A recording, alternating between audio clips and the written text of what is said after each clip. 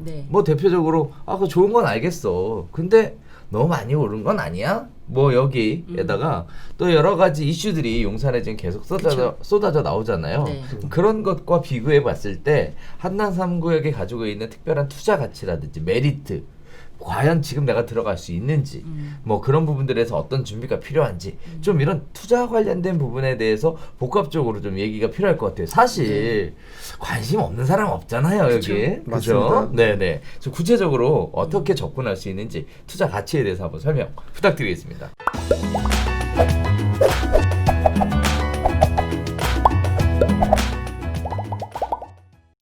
네, 안녕하십니까. 안녕하세요. 네, 네오비TV 별별 지역 오늘 오랜만에 찾아뵙고 인사드리게 되는데요. 부동산 투자 가치가 연일 상한가를 갱신하고 있는 용산에 대한 지역을 이야기 한번 해보도록 하겠습니다. 불붙는 용산 개발 사업. 다들 아시는 것처럼 뭐 정비창 기지 개발이라든지 또 지구단위 계획에 의한 재개발 사업이라든지 그리고 또 한남 뉴타운 개발 사업이라든지 여러 가지 호재들을 다양하게 품고 있는데 용산이 아무래도 서울의 가장 중심 지역이다 보니까 가장 관심이 많은 지역이기도 하고 또 많은 사람들이 가장 살아보고 싶은 지역 중에 하나가 또 용산이니까 용산에 대한 관심도 굉장히 많을 것 같은데요. 자, 재개발 사업의 대장주 한남 뉴타운에 대해서 오늘 특별한 이슈를 가지고 소개시켜 주실 게 있다라고 해서 오늘 미래키움 부동산의 이승환 대표님 모시고 이야기 한번 나눠보도록 하겠습니다. 안녕하십니까 대표님. 안녕하십니까. 네, 간단한 소개 좀 부탁드리겠습니다. 네, 안녕하세요. 저 미래키움 부동산의 이승환입니다. 미래키움 부동산의 조향숙입니다. 오! 대표님은 자주 얼굴 보이셔서 그러게요. 익숙하신 분들이 많으실 것 같은데. 그러니까 네. 편하시죠? 이렇게 자주 나오니까. 좀 그런데요. 네. 사실 친정 부러웠어요. 분위기인데. 자, 오늘 여러 가지 용산에 대한 이슈들 가지고 이야기 해보겠는데요. 그 중에서도 한남 3구역 관련돼서 아주 큰 빅 이슈가 있다라고 합니다. 자, 얼마 전에 사실 시공사 선정과 관련돼서 진행했다가 무효가 됐었는데 작년에. 다시 시작한다 이런 얘기가 솔솔 들려오는데 진짜 시작하는 건지 그리고 구체적으로 시공사들의 입찰 조건은 어떻게 되는지 조합원들은 어떤 선택하는 게 좋은지 한남 뉴타운이 이런 형태의 개발이 되면 투자 가치가 올라가는 건지 뭐 이거 궁금하신 분들 굉장히 많을 것 같아요. 오늘 속 시원하게 한번 쫙 풀어주시면 감사할 것 같습니다. 예, 일단 속 시원하게 그 입찰 조건까지도 다 구체적으로 어느 정도의 명품 단지가 되는지까지 다 한번 설명해 드리도록 하겠습니다. 그 한남 뉴타운 지금 3구역 이 시공사 입찰 조건을 먼저 좀 비교를 해보도록 하겠습니다. 보시게 되면 진행하기에 앞서 오늘 사업 진행 내용을 어떻게 할 건지에 대해서 뭐 개괄적인 목차를 한번 먼저 보여드릴게요. 먼저 한남 뉴타운 3구역의 사업 진행 내역과고 시공사 선정 일정에 대해서 간략하게 설명을 좀 드리겠고요. 그 다음에 두 번째로 보실 항목은 시공사 입찰 제한 조건이 어떻게 들어왔는지 각 사별로 현대건설, 대림산업, 그 다음에 GS건설이 어떻게 들어왔는지를 보시게 되겠고 세 번째 항목이 여기 좀 독특한데요. 한남 3구역의 마감 자재 수준이 어느 정도인지를 좀 보여드리려고 합니다. 왜냐하면 다른 데서는 뭐 이렇게 하겠습니다, 저렇게 하겠습니다 얘기들이 되게 많아요. 그런데 이 한남 3구역 같은 경우는 한번 그 합동 점검에서 지적을 받아서 입찰이 무효가 되면서 맞아요. 그 특화 설계를 할 수가 없어요. 그러다 보니까 조합이 되게 고육책을 썼던 것 같아요. 근데 되게 고육책을 썼지만 개인적으로 저는 굉장히 잘했다. 그 고육책의 내용이 어느 정도의 가치를 가진 명품 단지가 될 수 있도록 만들어놨는지 마감 자재 수준에 대해서 알고 있는 분들이 많지도 않고 실제로 구체적으로 이 자재들이 썼을 때 얼마나 가치 있는 물건들이 나오는 건지에 대해서 좀 아는데 좀 지식은 짧지만 그나마 좀 알 수 있는 데까지는 설명을 드리겠고요. 이렇게 고급화된 단지에 시공사별로 별도로 또 어떠한 특별한 제한이 있는지 그걸 또 한번 살펴보고 마지막으로 한남 뉴타운 3구역에 대한 투자 가치를 한번 보도록 하겠습니다. 아, 좋습니다. 기대 많이 되는데요. 준비를 많이 해오셨네요. 그죠? 자, 그럼 먼저 보겠습니다. 사업 내용 및 시공사 선정 진행 일정에 대해서 먼저 간략하게 살펴보도록 하겠습니다. 먼저 한남 뉴타운 3구역 같은 경우는 구역 지정이 2006년 10월 19일 날 됐고요. 조합 설립 인가는 2012년 9월 4일 날 받았습니다. 건축 심의는 2017년 9월 12일 날 받았고요. 대지 면적은 총 28만 5,830제곱미터이고 조합원 수는 3,880명으로 굉장히 좀 많은 편입니다. 그리고 최고 층수는 22층인데요. 그 다음에 건폐율은 42.1%, 그다음에 232.49%의 용적률을 가지고 있습니다. 음. 그래서 그 분양하는 총 세대수는 5,816세대인데 음. 이 가운데서 임대주택이 되는 876세대를 빼면 그 조합원 일반 분양물 모두 합치면 4,940세대를 분양 물건으로 가지고 있고요. 네. 이 가운데서 40평형대 이상 대형 평형을 가져가는 건 전용 면적 85제곱미터 이상이 되는 세대수가 948세대. 그다음에 그 30평대 전용 면적 60제곱미터 초과 85제곱미터 이하인 것이 1851세대. 네. 그다음에 25평 이하. 그다음에 60제곱미터 이하인 것이 2141세대로 구성이 되어 있는 그 사업 진행 내역을 진행하고 있는 상태입니다. 일단 용산 한남 뉴타운이라고 네. 하면 네. 구역들이 많잖아요. 네, 네. 그 중에서 한남 3구역이 이렇게 특별하게 이슈로 뽑아갖고 온 이유가 있을까요? 한남 3구역의 장점, 뭐 특징 이런 것들이 있다면 어떤 게 있을까요? 일단은 그 사업 구역 내 처음에 들어가서 딱 그 동네 가운데 들어가 보면 미친 조망입니다. 아, 조망이 죽이는군요. 네, 그러니까 저희 부동산에 어떤 손님이 오셨는데 네네. 30평대 입주권을 받고자 하는 손님이 오셨었어요. 현금을 꽤 많이 가지고 계셨던 분인데 현장 투어를 한번 해보고 싶다. 그래서 저희가 모시고 들어갔어요. 동네로 가운데로. 동네 딱 한가운데로 들어가서 그 교회가 하나 있어요. 한광교회라고. 그곳에서 이 전후 좌우 사방에 대한 조경을 보여드렸어요. 보시더니 그냥 이렇게 말씀하시더라고요. 리스본이네. 리스본이 어딘가요? 그랬더니 포르투갈 리스본 몰라요? 그러면서 안 가봐서 모르는데요.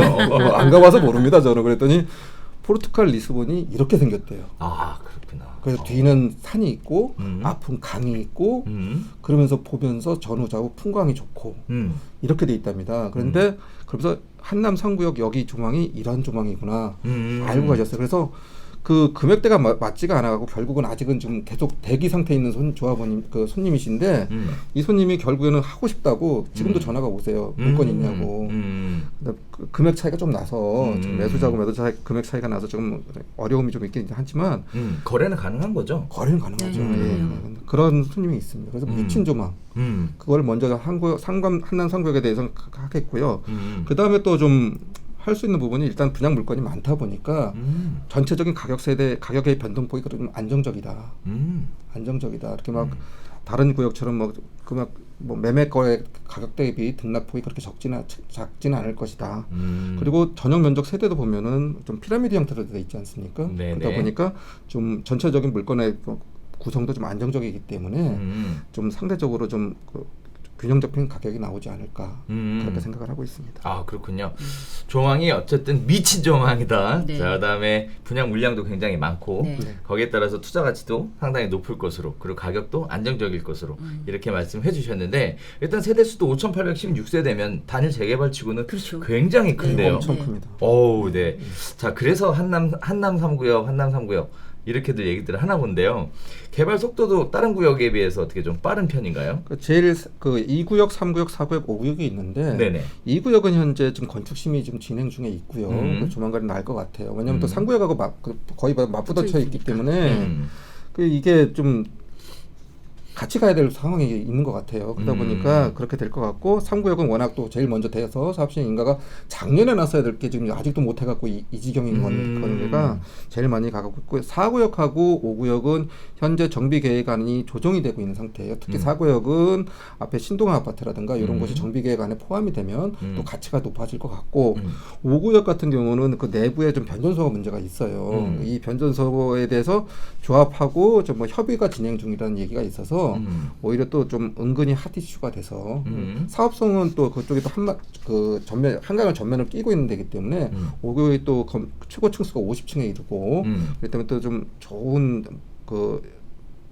사업 현장이 되지 않을까 싶기도 하고 근데 아직은 정비 계획안이 조정되고 있는 과정이기 때문에 사업 진행 속도는 한남 3구역이 제일 빠르다 이렇게 말씀드릴 수가 있겠습니다. 그렇군요. 자, 이제 이 한남 3구역이 이렇게 개발이 진행돼서 시공사에 네네. 관련된 총회를 진행한다고. 네, 그렇습니다. 한번 소개시켜 주시겠어요? 예, 그렇게 하겠습니다. 지금 보시는 것은 이제 한남 3구역 시공사 선정 총회 진행 일정입니다. 이제 2019년 11월 11일부터 15일까지 합동 점검 때문에 시공사 선정 일정이 아예 무효화됐었는데 왜 근데 합동 점검을 갑자기 한 거예요? 이게. 워낙 가격대가 그리고 좀 입찰 조건이 너무 파격적이었고 그래서 조합원들한테 과도한 이익을 준다고. 아, 조합원들한테 과도한 이익을 네, 준다고. 네. 아, 예, 예. 그러니까 이 시공사들이 조합원들에 대해 과도한 이익을 주면서라도 참여하고 싶은 구역이 여기라는 얘기네요. 그렇죠. 오. 그러니까 이따 설명을 드릴 때 그 제안서별로 제안 내용보다 예전에는 이게 공짜였어요. 무이자였어요. 이런 항목들이 꽤 많아요. 근데 이걸 다 유이자로 돌리고 하여튼 좀 조건이 상대적으로 좀 안 좋아진 거죠. 조합원들 입장에서는 안 좋아졌지만 그래도 다른 데보다는 좋다. 안 좋아진 게 다른 데보다는 좋은 조건. 거기에 마감재는 대한민국 최고다. 제가 다른 자꾸 쪽으로 바뀌었군요. 이제. 다른 쪽으로 바뀐 거죠. 그 어떻게 바뀌었는지 또 이따가 설명을 좀 드리도록 하겠습니다. 아, 기대됩니다. 네. 먼저 진행 일정을 보게 되면은 시공사 입찰 공고는 2020년 2월 1일 날 됐고요. 현장 설매는 조합 사무실에서 2월 10일 날 진행을 했습니다. 그래서 3월 27일 날 입찰 마감을 한 다음에 진행 일정을 개최를 계속 쭉 하려고 했는데 보시게 되면 여기 코로나 이것 때문에 집회 금지가 됐어요. 그래가지고 어디서도 집회 장소를 대여를 못하는 거예요. 뭐 장충체육관, 뭐 어디 운동장, 뭐 고수부지까지 뭐 조합에서 안 알아본 곳이 없었을 거예요. 정말 근데 조합도 빨리 하고 싶을 텐데 그 개인적으로 조합 집행부가 굉장히 고생을 많이 했다라고 저는 생각을 합니다. 그래서 하여튼 가진 노력 끝에 2020년 6월 4일 날 1차 합동 설명회를 개최를 했습니다. 아, 했군요. 네, 저번 주였죠. 네. 네. 월요일 날 월요일인가요? 아니, 아니죠. 금요일인 네, 거죠. 네, 금요일이죠. 금요일 날 했습니다. 그다음에 그 시공사 선정 총회 및 2차 합동 설명회는 6월 21일 날 일요일 날 오후 기대했죠. 2시 네. 오후 2시에 효창운동장에서 날씨가 흐리길 바랍니다. 왜죠? 날씨가 더우면 조합원님들이 오랜 시간 기다리시면서 계셔야 되기 때문에 큰일 나니까. 아, 이게 실외군요. 예, 그렇죠? 코로나 네, 때문에 네, 네. 아직 완벽하게 뭐 좀 코로나 사태가 해결된 게 아니기 때문에 그래서 좀 대형 천막을 쳐야 되고 좀 조합 집행부가 되게 고생을 많이 할 거예요. 그래서 개인적으로는 날씨가 흐리길 좀 바랍니다. 비가 오지 않는 날씨가 흐린 날씨여야지 조합원님들이 좀 그나마 상대적으로 좀 쾌적한 날씨에서 좀 총회가 되어지지 않을까 싶은 희망이 있고요. 중간에 그 6월 14일에서 15일 사이에 그 부재자 투표가 있어요. 그래서 만약에 그날 너무 더울 것 같아. 나는 오기 싫어. 그런 조합원님이 계시다면 6월 14일하고 15일 날 먼저 그 보강 주민센터인가요? 네네. 거기서 아마 이렇게 진행이 될 것 같아요. 거기서 이 부재자 투표에 진행을 하시고 그렇게 되면 될 것 같습니다. 요즘 뭐 이렇게 드라이브 총회, 그쵸. 드라이브 스루 총회 네네네. 뭐 이런 것도 많이들 하고 하시던데 여기가 네. 좀 그게 어려운 게 조합원 수가 너무 많아서 그것도 그렇고 하나 더 있는 게 그 요번에 결선 정기총회 때 결선 투표 방식을 바꾸려고 그랬었어요. 네네. 그래서 다득표자로 그냥 하려고 했는데 그게 부결이 됐어요. 그러니까 무조건 50%는 와야 돼요. 현장에 계셔야 돼요. 그러다 보니까 그렇죠, 드라이브 그렇죠. 스루로 하고 가시면 큰일 나세요. 그래서 과반 50%가 안 되면 무효죠. 무효죠. 네. 그러다 보니까 어쩔 수 없이 효창운동장으로 했던 것 같아요. 그래서 날씨가 흐려야 됩니다. 네. 6월 21일이면 얼마 안 남았네요. 네, 부재자 이주 정도. 투표까지 하면 네, 이제 네. 뭐 며칠 있으면 바로 부재자 투표 시작. 네. 그러니까 네, 이제 슬슬 드디어 관심을 받게 되는 네. 그런 이슈가 있을 것 같은데 자 이제 각각 시공사마다 입찰 조건들 들고 왔을 것 같은데 기대 많이 됩니다. 예, 네. 한번 보시겠습니다. 시공사 입찰 제한 조건을 좀 비교를 해보도록 하겠습니다. 먼저 보시게 되면은 과거에는 기호 1번이 대림산업이었어요. 2번이 현대건설이었고 3번이 GS건설이었는데 이번에 좀 앞뒤가 바뀌었습니다. 그래서 기호 1번은 현대건설, 기호 2번은 대림산업입니다. 기호 3번은 GS건설이고요. 그래서 보시게 되면은 브랜드명은 현대건설은 DH 더 로얄이라는 브랜드명을 가지고 들어왔고요. 로얄. 네. 그다음에 대림산업은 아크로 한남 카운티. 카운티. 예, GS건설은 한남 더 헤리티지. 헤리티지. 예, 이런 브랜드명으로 가지고 들어왔습니다. 그 첫 번째 보셔야 될 것이 공사비 항목인데 네. 이 공사비 항목을 보시기 전에 좀 공부 차원에서 좀 아셔야 되는 사항들이 있어요. 조건들도 꼭 예. 필요하겠네요. 이거 네. 투표하기 전에. 예, 이게 네. 뭐냐면은 공공지원 시공사 선정 기준이라는 거예요.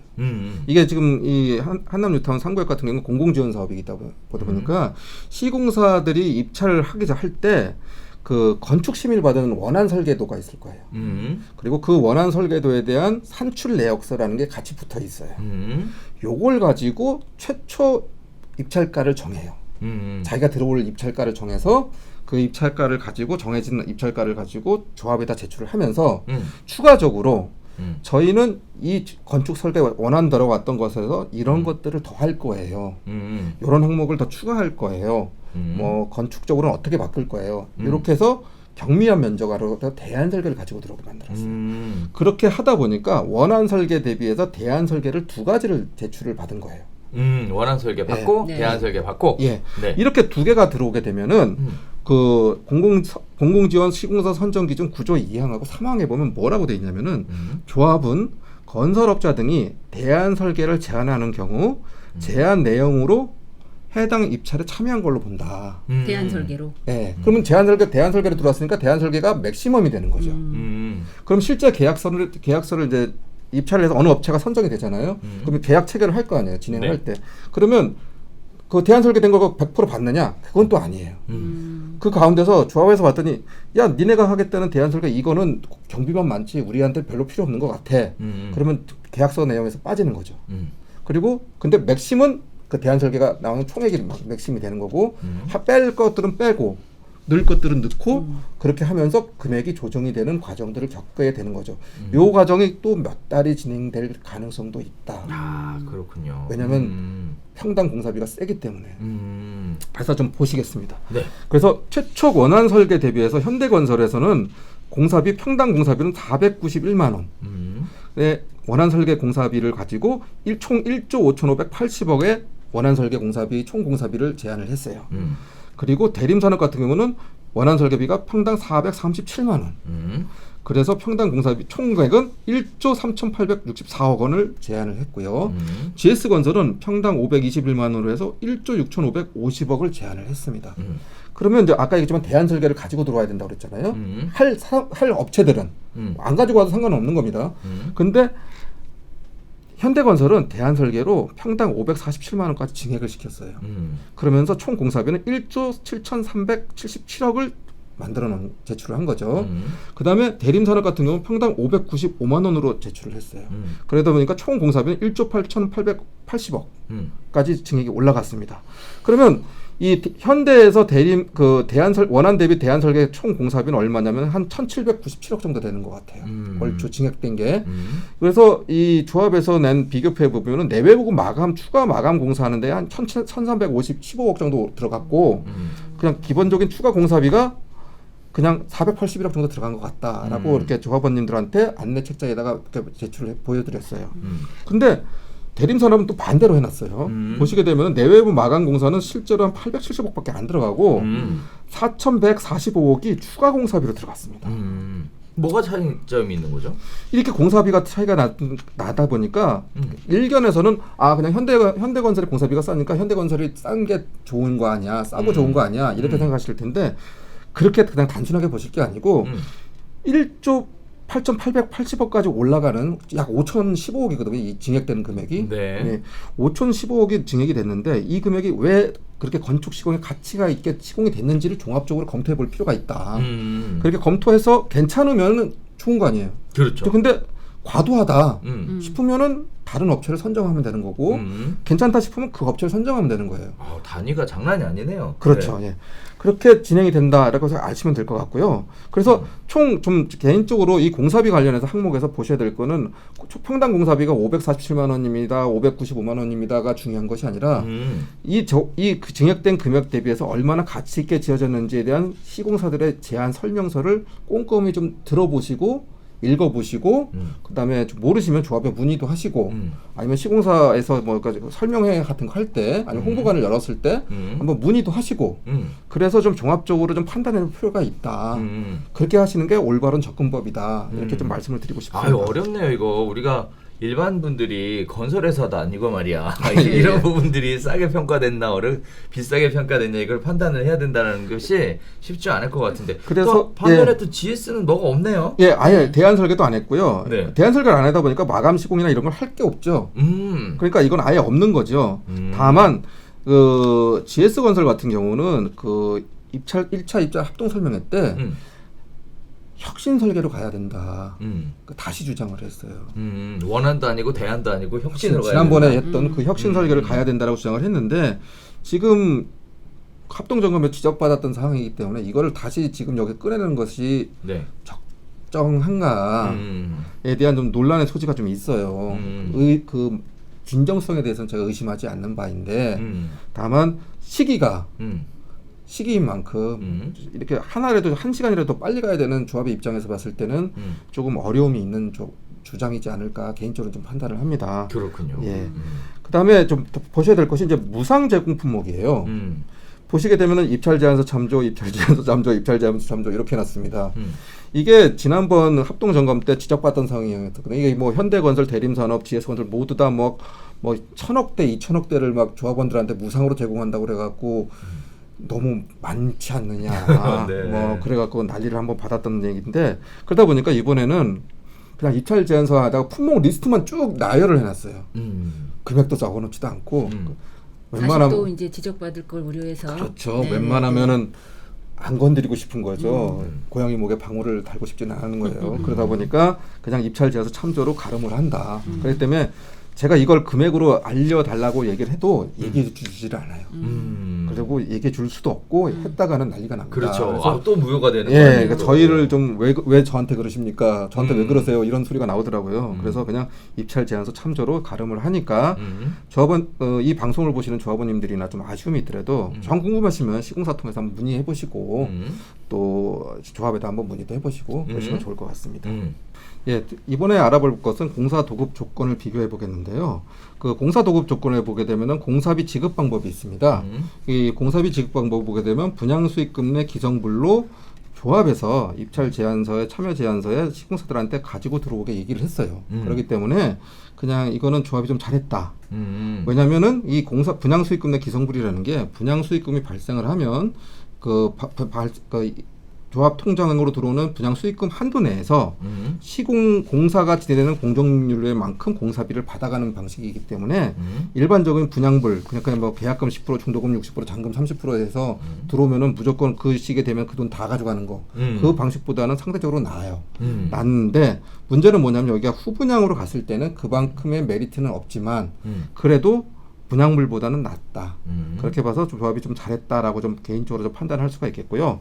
공사 기간과 착공 시기에 대해서 좀 알아보셔야 되는데 이 공사 기간과 착공 시기를 보시게 되면 착공 시기는 늦는 게 좋고요.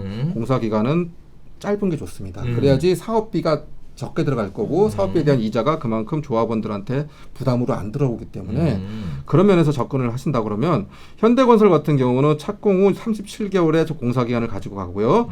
이주 완료 후 6개월 이내에 하는 걸로 해서 착공 시기가 되고 2022년 6월경에 착공을 한다고 예상을 하고 있는 거고요.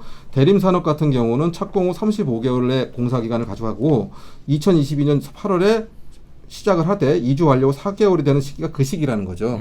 그렇게 보면 되겠고요. 착공 후 36개월에 GS건설에서는 주장을 했고 2주 완료 후 3개월 이내에 하나인데 스타트 라인은 2022년 7월이다.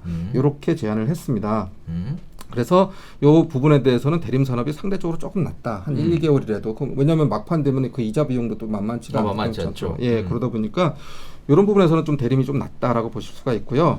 그다음 보셔야 될 거 논란의 소지가 좀 있는 게 이 지질 여건에 대한 추가 공사비 유무입니다. 이거 많죠. 네, 뭐 막상 땅을 파봤더니 바위 덩어리 나왔다. 네, 그러니까 토목 공사비 올려야 된다. 맞습니다. 네, 그 또 거기 산이잖아요, 또. 맞습니다. 네.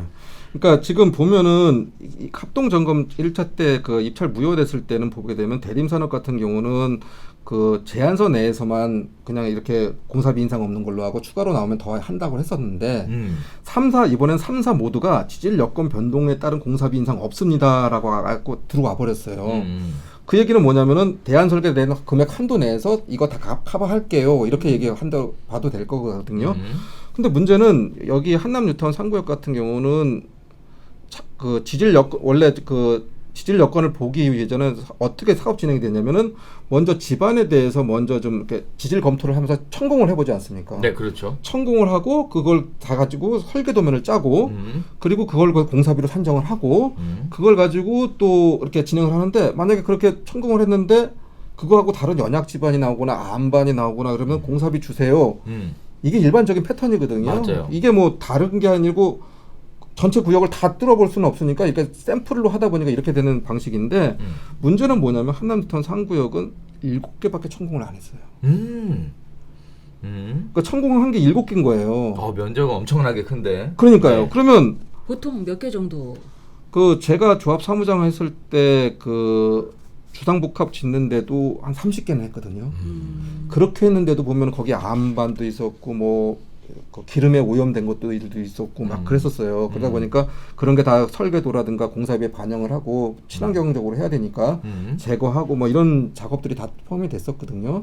그런데 여기는 7개밖에 안 했기 때문에 실제로 토목공사부터 시작을 해보면 이 7개 내용과 다르게 나올 가능성이 대단히 높다. 안 나오면 다행이에요. 7개가 전부 다 안반으로 나온 건 아닐까요? 글쎄요, 뭐 그럴 수도 있습니다. 그러니까 정상적으로 지질 검사를 하면 네. 이 공사비 상승될 추가 공사비 나올 게 별로 없어요. 근데 이게 7개밖에 하지 못하다 보니까 변수가 많다. 그런 변수가 있고 그 부분에 대해서는 지금 현재는 공사비 인상이 없다라고 했으니 이거는 조합하고 조합원님들이 똘똘 뭉쳐서 나중에 어느 시공사가 되든 너 이거 갖고 한다고 했잖아. 그래서 이겨내셔야 될 항목이죠. 그렇군요. 이게 분쟁의 소지가 굉장히 많은. 네, 이겨내셔야 됩니다. 이거는 이렇게 이겨내시면 돈 버시는 거니까 그렇게 하시면 될 것 같고요. 그다음 항목이 이제 이번에도 말이 많았던 물가 상승률에 대한 적용 여부인데요. 이 공사비 산정월까지는 물가 인상 없습니다 하고 3개 시공사가 동일하게 들어왔어요. 그리고 실제 착공 후에도 물가 상승에 대한 공사비 인상은 없습니다라고 들어왔어요. 근데 이건 솔직히 말해 지금도 조금 의심이 가요. 왜냐하면 그렇게 하는 현장을 대한민국에서 본 적이 없거든요. 그렇죠. 그래서 이것도 조합이 이겨내야 돼요. 어쩔 수가 없어요. 이건 니네가 제안한 거니까 시공사 니네가 제안한 거잖아. 그러니 물가 상승률 없어라고 해서 이겨낼 수 있었으면 좋겠습니다. 근데 조합의 역할이죠 이게. 예, 조합의 역할이고 조합 집행부가 해서 이겨내야 될 항목이니까 어떻게든 그리고 조합원님들이 조합 집행부가 이걸 이겨낼 수 있도록 또 힘을 주셔야 돼요. 그냥 조합원 따로 알아서 나 이제 분양받았으니까 끝이야 이게 아니고 그 물가 상승률 이런 것들을 하나가 다 추가 부담금으로 다 산정될 수 있는 것들이 개연성이 대단히 높은 것들이기 때문에 꼭 이겨내셔서 쟁취해내셨으면 좋겠습니다. 근데 실제로 이게 그렇게 될 가능성이 그렇게 많지는 않다.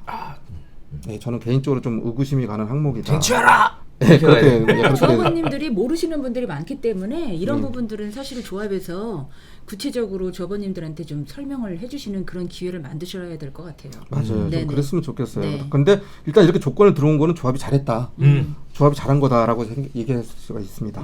그다음에 이제 이 입찰 제한 사하고 좀 다른 항목이 있는데 이건 저 계약서 내용을 보다 보니까 이런 항목이 있더라고요. 그래서 보게 되면은 조합 측 잘못으로 착공 기준일이 경과된 경우예요. 이건 앞에 거는 시공사가 잘못한 거고 조합이 잘못한 경우도 있잖아요. 이주 철거가 조합 책임이잖아요. 그렇죠. 근데 조합 말대로 안 된 거야 기간이. 그렇죠. 잘 안 되죠. 네. 안 되면 안 되는 게 또 현실이고. 네. 저도 해봐서 압니다. 근데 그렇게 됐을 때 그럼 이거 물가 상승률 반영 어떻게 할 거야? 이 부분도 사실은 돈에 대한 문제이기 때문에 보시게 되면은 어떻게 되어 있냐면 통계청 발표 소비자 물가지수 또는 건설기준연구원 발표 실적공사비 지수 가운데서 낮은 수치를 적용해서 한다라고 하는데 3사 동의했어요. 그래서 그러면 그 금액이 어떤 것이고 소비자 물가지수, 그다음에 실적공사비 지수가 어떤 것인지 다시 한번 좀 알아볼 필요가 있다. 그래서 어렵다. 네. 그래서 요거 다시 한번 좀 설명을 드리고 그게 들어가는 시간을 갖도록 하겠습니다. 먼저 보셔야 되는 게 소비자 물가지수예요. 이 소비자 물가지수는 뭐냐면은 그 일상 가구에서 일반적인 가구에서 일반적인 생활을 영위하기 위해서는 제품은 구입할 거 아니에요. 물건들 뭐 조미료부터 해서 뭐 이렇게 일반 TV 제품까지 해서 그렇게 하는 일상 가구 품목들이 있어요. 그걸 한 460개 정도 품목을 가지고 정해서 매년 5년 주기로 이거를 한번 조사를 합니다. 그럼 어떤 품목은 빠졌다가 늘었다가 빠져있기도 하고 막 이렇게 되는 거거든요. 구입 비중이 큰 걸로 해서 하겠죠. 그러니까 등락이 있어요. 뭐 품목에 대한 등락은 있을 수 있습니다. 근데 현재 소비자 물가지수가 대체적으로 좀 안정적이에요. 2% 미만대에서 진행이 되고 있어요. 2017년 같은 경우에는 1.9, 2018년은 1.5% 정도 됐었어요. 그런데 외환위기 때는 7.5% 물가 상승률이 있었고요. 소비자 물가 지수가. 그다음에 금융위기 때는 여기 보시게 되면 금융위기가 있습니다. 요즘 2011년에 여기 보시게 되면은 4%대가 넘어요. 4.7%까지도 올라갔었던 것 같아요. 그러다 보니까 이 이런 소비자 물가 지수를 좀 잘 컨트롤해야 되는 것이 조합의 임무가 되겠죠. 그 다음에 이 건설 실적 공사비 지수라는 걸 아셔야 되는데 이 실적 공사비 지수를 아시기 전에 먼저 건설 공사비 지수를 아셔야 돼요. 이 건설 공사비 지수는 뭐냐면은 그 건설 공사를 하는데 그 직접 공사비가 있습니다. 그 직접 공사비를 산정하는 지수예요. 그러니까 쉽게 얘기하면 직접 공사비 지수인데 2000년을 기준으로 100으로 봐가지고 그 재료비, 노무비, 장비 같은 투입 자원에 대해서 물가 변동을 추정하기 위해서 건설 연구원에서 만든 가공 통계 자료예요. 가공을 했다는 게 중요한 겁니다. 그렇게 가공을 한 것이고 그런 그 건설 공사비 지수 가운데 한 종류가 실적 공사비 지수예요. 그러다 보니까 실적 공사비 지수는 과거 진행했던 공정별 단가 있지 않습니까? 거기에 뭐 지역 차이라든가 서울 지역 다르고 부산 지역 다르고 다 공사 단가가 그렇죠. 다를 수 있죠. 그다음에 면적, 인건비 다르고요. 그러니까 이런 것들을 다 보정해서 만든 지수예요. 그러다 보니까 제가 사무장으로 있던 2010년대까지는 소비자 물가 지수가 건설 공사비 지수보다 높았어요. 그래갖고 저는 맨날 이걸 주장했어요. 공사비 안 주려고. 안 주려고. 근데 최근에는 얘가 더 낮아요. 얘가 더 낮아요. 소비자 물가 지수가 더 낮아요.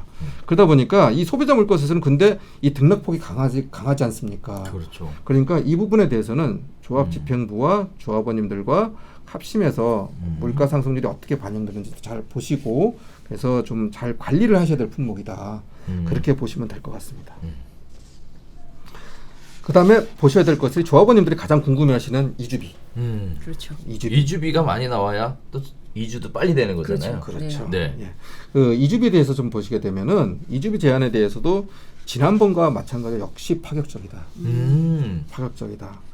된다면 조합원님들은 정말 해피할 것 같다. 물론 최초에 했던 것보다는 약간 후퇴한 면이 없지 않으나 그래도 나쁜 건 아니다. 그렇게 말씀을 좀 드리겠습니다. 먼저 현대건설 같은 경우는 이주비 제한을 LTV 주택담보대출 비율 100%로 해서 책임 조달하겠다. 100%입니다. 대단하네요. 예, 네. 그렇게 했고요. 대림산업 같은 경우도 역시 저희도 100%할 거예요.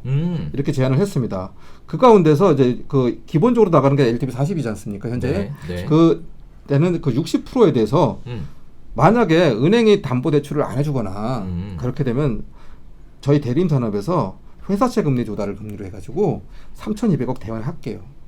이거는 법 위반이 아니니까 이렇게 직접 대여하겠습니다. 이렇게 얘기를 했고요. 유의자로 이제. 그렇죠. 이건 유의자입니다. 네. 이제는 예전에는 그게 무이자였어요.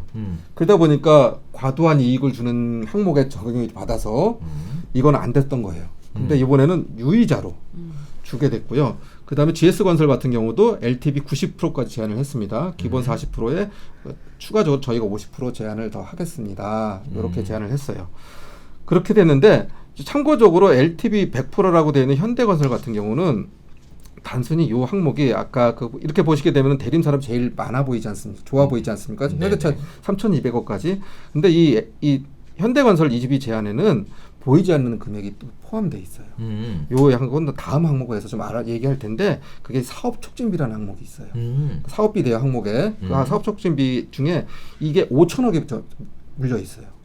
이 5천억 가지고 조합원 이주비로 다 쓰겠다는 건 아니지만 그걸로 뭐 세입자 명도할 때도 쓸 수 있고 좀 유용하게 좀 다양한 용도로 쓸 수 있도록 좀 버퍼링을 좀 둬서 그 좀 다양한 용도로 쓸 수 있는 금액을 5천억을 잡아놨기 때문에 대림산업의 조건만큼보다 나쁘지 않다.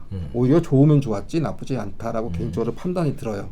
그래서 현금 지원에서는 현대건설이 조금 더 대림산업보다는 낫지 않은가 조건이 이렇게 좀 볼 수가 있고요. 금리 조건을 보시게 되면은 뭐 국내 최저금리, 사업비 대여하고 금리 조건 동일하게 하겠습니다. 최저금리 하겠습니다. 근데 그냥 3, 4 동일하게 최저금리로 가겠습니다. 이렇게 보면 좋을 것 같고요. 이 상한 조건도 뭐 일반적인 조건이기 때문에 크게 문제가 될 것 같지는 않습니다. 자, 지금 이슈가 되는 것 중에 하나가 15억 초과 대출 금지. 네. 에 대한 여건이 물려 있잖아요. 네. 그래도 이주비 대출이 나갈 수 있는 건가요? 여기 보면은 지금 직접 대여 같은 경우는 법 위반이 아니에요. 그렇죠. 예. 네. 그러면 그 돈으로 가겠다는 거죠. 금융권 대출은 예. 아니니까. 예, 네. 그렇죠. 이주비 대출을 하기 위해서는 기본적으로 들어가는 것이 감정평가 금액이지 않습니까? 그렇죠. 그것이 그 대출 규제 항목인 거고. 그런데 이게 감정평가 기준이기 때문에 일반 공정거래 가격이 아니기 때문에 그 금액이 그렇게 일반 가격보다는 좀 낮을 가능성이 높으니까 실제적으로는 그렇게 큰 문제가 될 것 같지는 않다. 오히려 이렇게 된다고 했을 때 조합원님들한테는 굉장히 해피하다.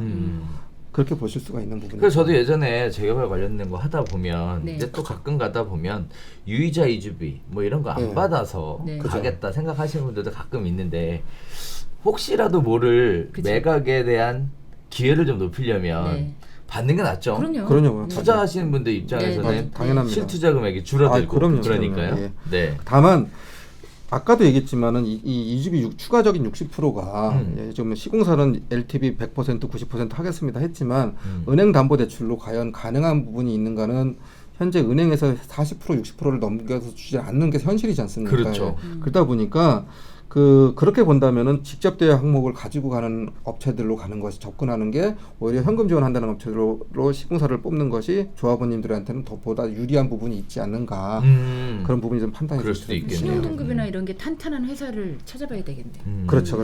그래도 뭐 다 1등급 1군 건설사인데 그렇죠. 네, 기본 신용 등급 나오지 않나요? 그래도 또 차이가 좀 있더라고요. 아, 있어요? 네. 예, 한번 좀 보도록 하겠습니다. 보시게 되면은 다음 보시게 될 게 이제 조합 사업비하고 금융 비용 지원 관련 내용이에요. 요 내용이 이제 좀 말씀을 드릴 게 있는데 먼저 보셔야 될 것이 지금 대여 자금 총액입니다. 현대건설은 뭐라고 했냐면 2조 원이라고 명시를 안 했어요. 2조 원 이상이라고 명시를 했어요. 더 갈 수도 있다는 더 거죠. 할 수도 있다. 예, 이 2조 원 이상에는 사업초 축진비가 5천억이 포함이 되어 있습니다. 이 5천억은 어디다 쓸 거냐면 조합 이주비 대여 아까 말씀드린 조합 이주비 대여에다 쓸 수가 있고요. 그 다음에 무허가 과수 필지가 있어요. 그럼 이거 매수해야 되거든요, 조합이. 그렇죠. 예, 그 비용으로 쓸 수도 있고 세입자 명도하거나 세입자 이주 철거하면서 비용 써야 되는데 요걸로도 쓸 수 있도록 좀 버퍼링을 둔 거예요. 조합의 운영 좀 탄력적으로 운영해라. 그런 게 한 5천억이 포함되어 있는 금액이고요. 대여 자금 1조 6천억에는 여기 조합원 대림사업 명시를 했어요. 그러니까 만약에 조합 사업비가 1조 6천억을 넘어가면 대림산업과 별도의 협의를 또 해야 되는 그렇게 보셔야 되는 게 맞는 거죠. 조합이랑? 그렇죠. 네네. 대림산업이랑. 네네. 그다음에 GS건설도 보면 1조 5천억까지 총 작업비를 대여하겠습니다. 이렇게 해놨어요. 근데 여기 보시게 되면 항목으로 대여자금 초과 시에는 동일 조건으로 한다고 역시 명시를 해놨기 때문에 실제로는 1조 5천억 이상이라고 봐도 무방하지 않을까 싶어요. 그런 면에서 보면은 현대건설의 자금력이 조금 더 위에 있다.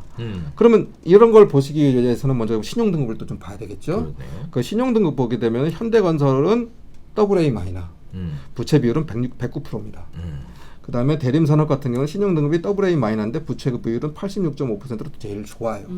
더 안정적이고요. 그러네요. GS건설 같은 경우는 그냥 A 등급이고 194%의 부채 비율을 갖고 있습니다. 이 신용등급이 왜 중요하냐면 두 가지 면에서 되게 중요합니다. 첫 번째는 조합원 이주비 대출이에요. 그러니까 이주비 대출을 하려고 그러면 은행을 뽑아야 될 거 아니에요. 근데 조합이 신용도가 있나요? 없죠. 없죠. 네. 그러면 이제 신용 보증을 이제 건설사가 서줘야 되는데 그러면 신용 등급이 높은 건설사가 서줄수록 조합원님들의 이자 비용에 대한 항목이 좀 떨어지겠죠. 이자 비용이 좀 그렇죠. 적어지죠. 그렇기 때문에 신용 등급은 대단히 중요하다. 그 다음에 두 번째로 중요한 게 뭐냐면은 이 사업비 대출을 하다 보면은 허그 보증을 받아야 돼요. 허그 보증을 받아야 되는데 이 허그 보증을 받기 위해서는 허그 보증 수수료를 또 내야 되는데 요때도 신용 등급이 또 들어가요. 시공사들에. 근데 이 허그 보증 받을 때 신용 등급이 제일 좋은 게 현대건설과 대림산업이에요. 그러다 보니까 상대적으로 GS건설보다는 허그 보증 수수료가 좀 낮을 거다. 그럼 다만 또 현대건설은 여기서도 또 한 단계 더 나아가서 저희는 허그 보증 수수료가 한 500억 정도 되는데 이거 저희가 부담할게요. 이렇게 얘기를 하고 있어요. 근데 대림산업은 이 부분에 대한 언급은 아직은 없어요. 그러다 보니까 뭐 추가적으로 더 하겠다고 얘기할 수도 있겠죠. 근데 현재까지 저희가 파악한 바로는 없다 보니까 현금 지원 면에서는 대림산업보다는 현대건설이 조금 위에 있다. 대림이 나쁜 게 아니라 현대가 더 파격적으로 좀 쓰고 있는 게 같다. 그렇게 보시면 될 것 같아요. 대림 입장에서도 힘들겠다. 말 한마디에 500억씩 왔다 갔다 하는 거 아니에요 지금? 예. 해준다? 그럼 500억. 예. 입 다물고 있으면 그냥 넘어가는 거. 예. 네. 그다음에 이 상환 조건도 보면 뭐 조합원 제 계약액에 따른다, 뭐 조합 소액금 내 상한다. 이건 일반적인 얘기니까 큰 문제가 없고요. 그 대림산업은 뭐 CD 플러스 1.5 금리 중에서 제일 낮은 금리 쓰겠다, 뭐 이렇게 되는데 이거는 그냥 국내 최저 금리 쓰겠다라고 그냥 가름해서 보시면 될 것 같습니다. 그다음에 보셔야 될 항목들이 있는데. 요거는 이제 공부 차원에서도 좀 아셔야 될 부분입니다. 실제적으로도 이따가 말씀드릴 그 분양 관련된 항목하고도 이 그래프가 되게 연결이 많이 돼요. 연결이. 그다음에 보셔야 되는 게 조합 사업비 추진 그 집행 그 추세 비율이 일반적으로 이렇게 직선으로 가는 게 아니에요. 이렇게 가지 않고 보시게 되면 조합 설립 인가라든가 사업 시행 인가라든가 관리 처분 인가 때는 사업 실제 비용 들어가는 게 별로 없어요. 그렇죠. 총 사업비가. 그럼 언제부터 많아지기 시작하냐면 이주 철거시 되면서 요 시부터 이제 조합원 이주비 나가면서 이주비에 대한 이자들 부담되고 세입자 이주 철거하면서 비용 세입자 보상비 나가야 되고 이러다 보니까 막 현금이 많아지기 시작하거든요. 그렇죠. 그러면서 이 준공 시점이 돼가면서 극단적으로 많아지게 됩니다. 그런데 지금 한남 3구역 같은 경우 조합에서 조합원들한테 그 시공사들한테 물어본 것 중에 하나가 너희 후분양으로 갈 의사가 있어라고 물어봤어요. 후분양 그렇죠, 예. 그렇죠. 그러면 후분양으로 간다는 얘기는 분양 수익금이 이 시기에 들어오는 게 아니라 그렇죠. 요 시기에 들어오거든요. 그러네요. 그러면 이게 공사비 들어가는 시기하고 분양불이 들어오는 시기하고 안 맞아버리면 거기서 나오는 압박감이 상당하다. 이거를 조합집행부가 이겨내야 될 몫이다. 물론 선분양을 했어도 안 들어오면 압박감은 더 심해집니다. 다만 이 압박감의 강도가 이 후분양으로 왔을 때 더 리스크가 클 수도 있다. 다만 지금 현재 이렇게 공사비가 높게 책정된 상태에서 선분양으로 갔을 때 분양 가격이 조정되는 것보다는 후분양으로 가는 게 개인적으로는 더 낫다라고 개인적인 제 판단은 더 낫지만 그랬을 때 그 리스크를 어떻게 감수하고 갈 건지에 대한 거를 조합이 고민해야 될 부분이 있어서 이 부분에 대한 그래프를 보여드리는 것이고요. 그래서 실제적으로는 이따가 또 설명할 대로 있는 그 아파트하고 상가주택 그러니까 판매 시설이 되겠죠. 분양 책임과 연결돼서 좀 이 그래프를 다시 한번 연상을 하면서 보셔야 될 부분이 있으세요. 그래서 이 그림을 좀 먼저 보여드렸습니다. 그럼 다음으로 넘어가게 되면은 이제 조합원 부담금하고 환급금에 대한 얘기예요. 요것도 다른 조합하고는 좀 차별화된 예전에 지적받았던 사항입니다. 다만 조금 차이가 있어요. 조합원 부담금하고 납부 시기를 현대건설은 입주 후 1년 있다가 100% 납부를 해도 됩니다. 예전에도 이런 조항이 있었습니다. 현대건설에서. 그때는 대신에 무이자였어요. 이번엔 유이자예요. 그렇군요. 그러니까 입주 시 100% 낼 때는 이자는 안 내도 돼요. 근데 요 1년 사이에 대한 유이자를 받겠다는 거죠. 이렇게 보시면 돼요. 그러니까 선택 가능합니다. 그 다음에 대림산업도 입주 후 100% 납부고요. GS건설도 입주 후 1년 100% 납부하든가 입주 시에 납부하든가 둘 중에 하나 선택을 하는데 이때도 유이자 이렇게 해놨습니다. 그 다음에 환급금 지급 방법인데요. 이것도 좀 재밌습니다. 이것도 재밌는데 과거에도 이것도 지적사항이었거든요. 그때는 GS건설이 계약금 50%, 중도금 30%, 잔금 20% 해갖고 냈다가 조금 더 말이 많았었어요. 논란의 소지가 있어서 조합원들한테 과도한 이익을 줬다고. 근데 이번에도 마찬가지로 GS는 이렇게 가지고 들어왔어요. 근데 이번에도 현대건설도 이번에는 이렇게 가지고 들어왔는데 추가적으로 하나를 더 넣었어요. 뭐냐면 일반 분양 수익금이 들어오면 공사비보다도 최우선으로 먼저 조합원들한테 환급금을 먼저 주겠답니다. 네, 파격적이네요. 예, 이거는 잘 안 해요 시공사들이. 네네. 그러니까 이거는 되게 현대건설이 파격적으로 된 안이다. 다만 환급금을 받아갈 조합원이 과연 얼마나 될까? 거기에 대해서는 조금 많지는 않겠지만 있으시다면 이런 조건이니까 좀 나을 수도 있겠죠. 그렇게 환급금을 받아갈 거라고 예상되신 분들은 무조건 기호 1번 이렇게 가야 되겠네요. 네, 뭐 그럴 수도 있겠죠. 근데 단순하게 볼 것이 아니고 아까 네. 했지만 건물의 가치라든가 외관까지도 봐야 되기 때문에 종합적인 검토가 필요하기 때문에 이 항목에서는 오히려 좀 현대건설의 조건이 더 좋다라고 제가 좀 말씀을 드리는 거고. 그렇군요. 그다음에 대림은 그냥 일반 비율, 계약금 20%, 중도금 60%, 잔금 20%로 그냥 주세요. 환급금 납부해 드리겠습니다. 이렇게 나왔어요. 그렇기 때문에 뭐 대림이 나쁜 게 아니라 오히려 현대건설이 더 파격적으로 나왔다. 이렇게 보시면 될 것 같습니다. 이번에 알아볼 것은 분양 책임 및 조건 가운데 공동주택에 대한 분양 책임과 조건입니다. 그래서 현대건설, GS건설, 그다음에 대림산업한테 조합해서 니네 후분양제 갈 거야? 어떻게 할 거야? 이렇게 한번 물어본 거예요. 그렇죠. 요새 후분양이 이슈죠. 예, 그러니까 네네. 그러다 보니까 그 시공사들이 저희도 후분양제를 할 수 있도록 저희가 준비할게요. 이렇게 해서 선택이 가능하도록 여지를 남겨뒀어요. 그래요? 이게 가능한 건가요, 선택이? 예, 가능하죠. 이렇게 왜냐면 되면 근데 시공사들이 굉장히 부담이 많이 갈 텐데. 그러니까 1.5천억, 1.6천억의 사업비를 대겠다고 작정하고 덤볐겠죠. 그렇구나. 그게 다 그 안에 포함되어 있는 거예요. 예, 그런 거죠. 그렇게 봐야 되죠. 그러면서 그러면 아파트 미분양 나면 어떻게 할 건데 그랬더니 분양 책임의 분양 조건을 봤더니 3개사 모두 100% 대물 번제하겠습니다. 이렇게 가지고 들어왔어요. 그래서 좀 차이가 있는데 보시게 되면은 그냥 대림산업은 미분양 시 100% 대물 번제고요. 그다음에 현대건설은 최초 1번 분양가 미분양 시 최초 1번 분양가 100% 대물 번제. 그다음에 GS건설 같은 경우는 권역별 분양을 하겠대요. 이게 권역별 분양이 뭐냐면 한남뉴타운 3구역을 5개 권역으로 나눠가지고 공사 기간이도 또 다른 거예요. 어떤 건 좀 빨리 해갖고 28개월 안에 끝내고 어떤 건 36개월 걸리는 거죠. 이런 식으로 해갖고 빨리 분양 시기도 조정을 해가면서 해서 다 하고 거기에 대한 미분양을 저희가 책임지겠습니다. 이렇게 얘기를 하는 거예요. 그렇게 해서 오겠다고 3사가 제안을 한 거예요.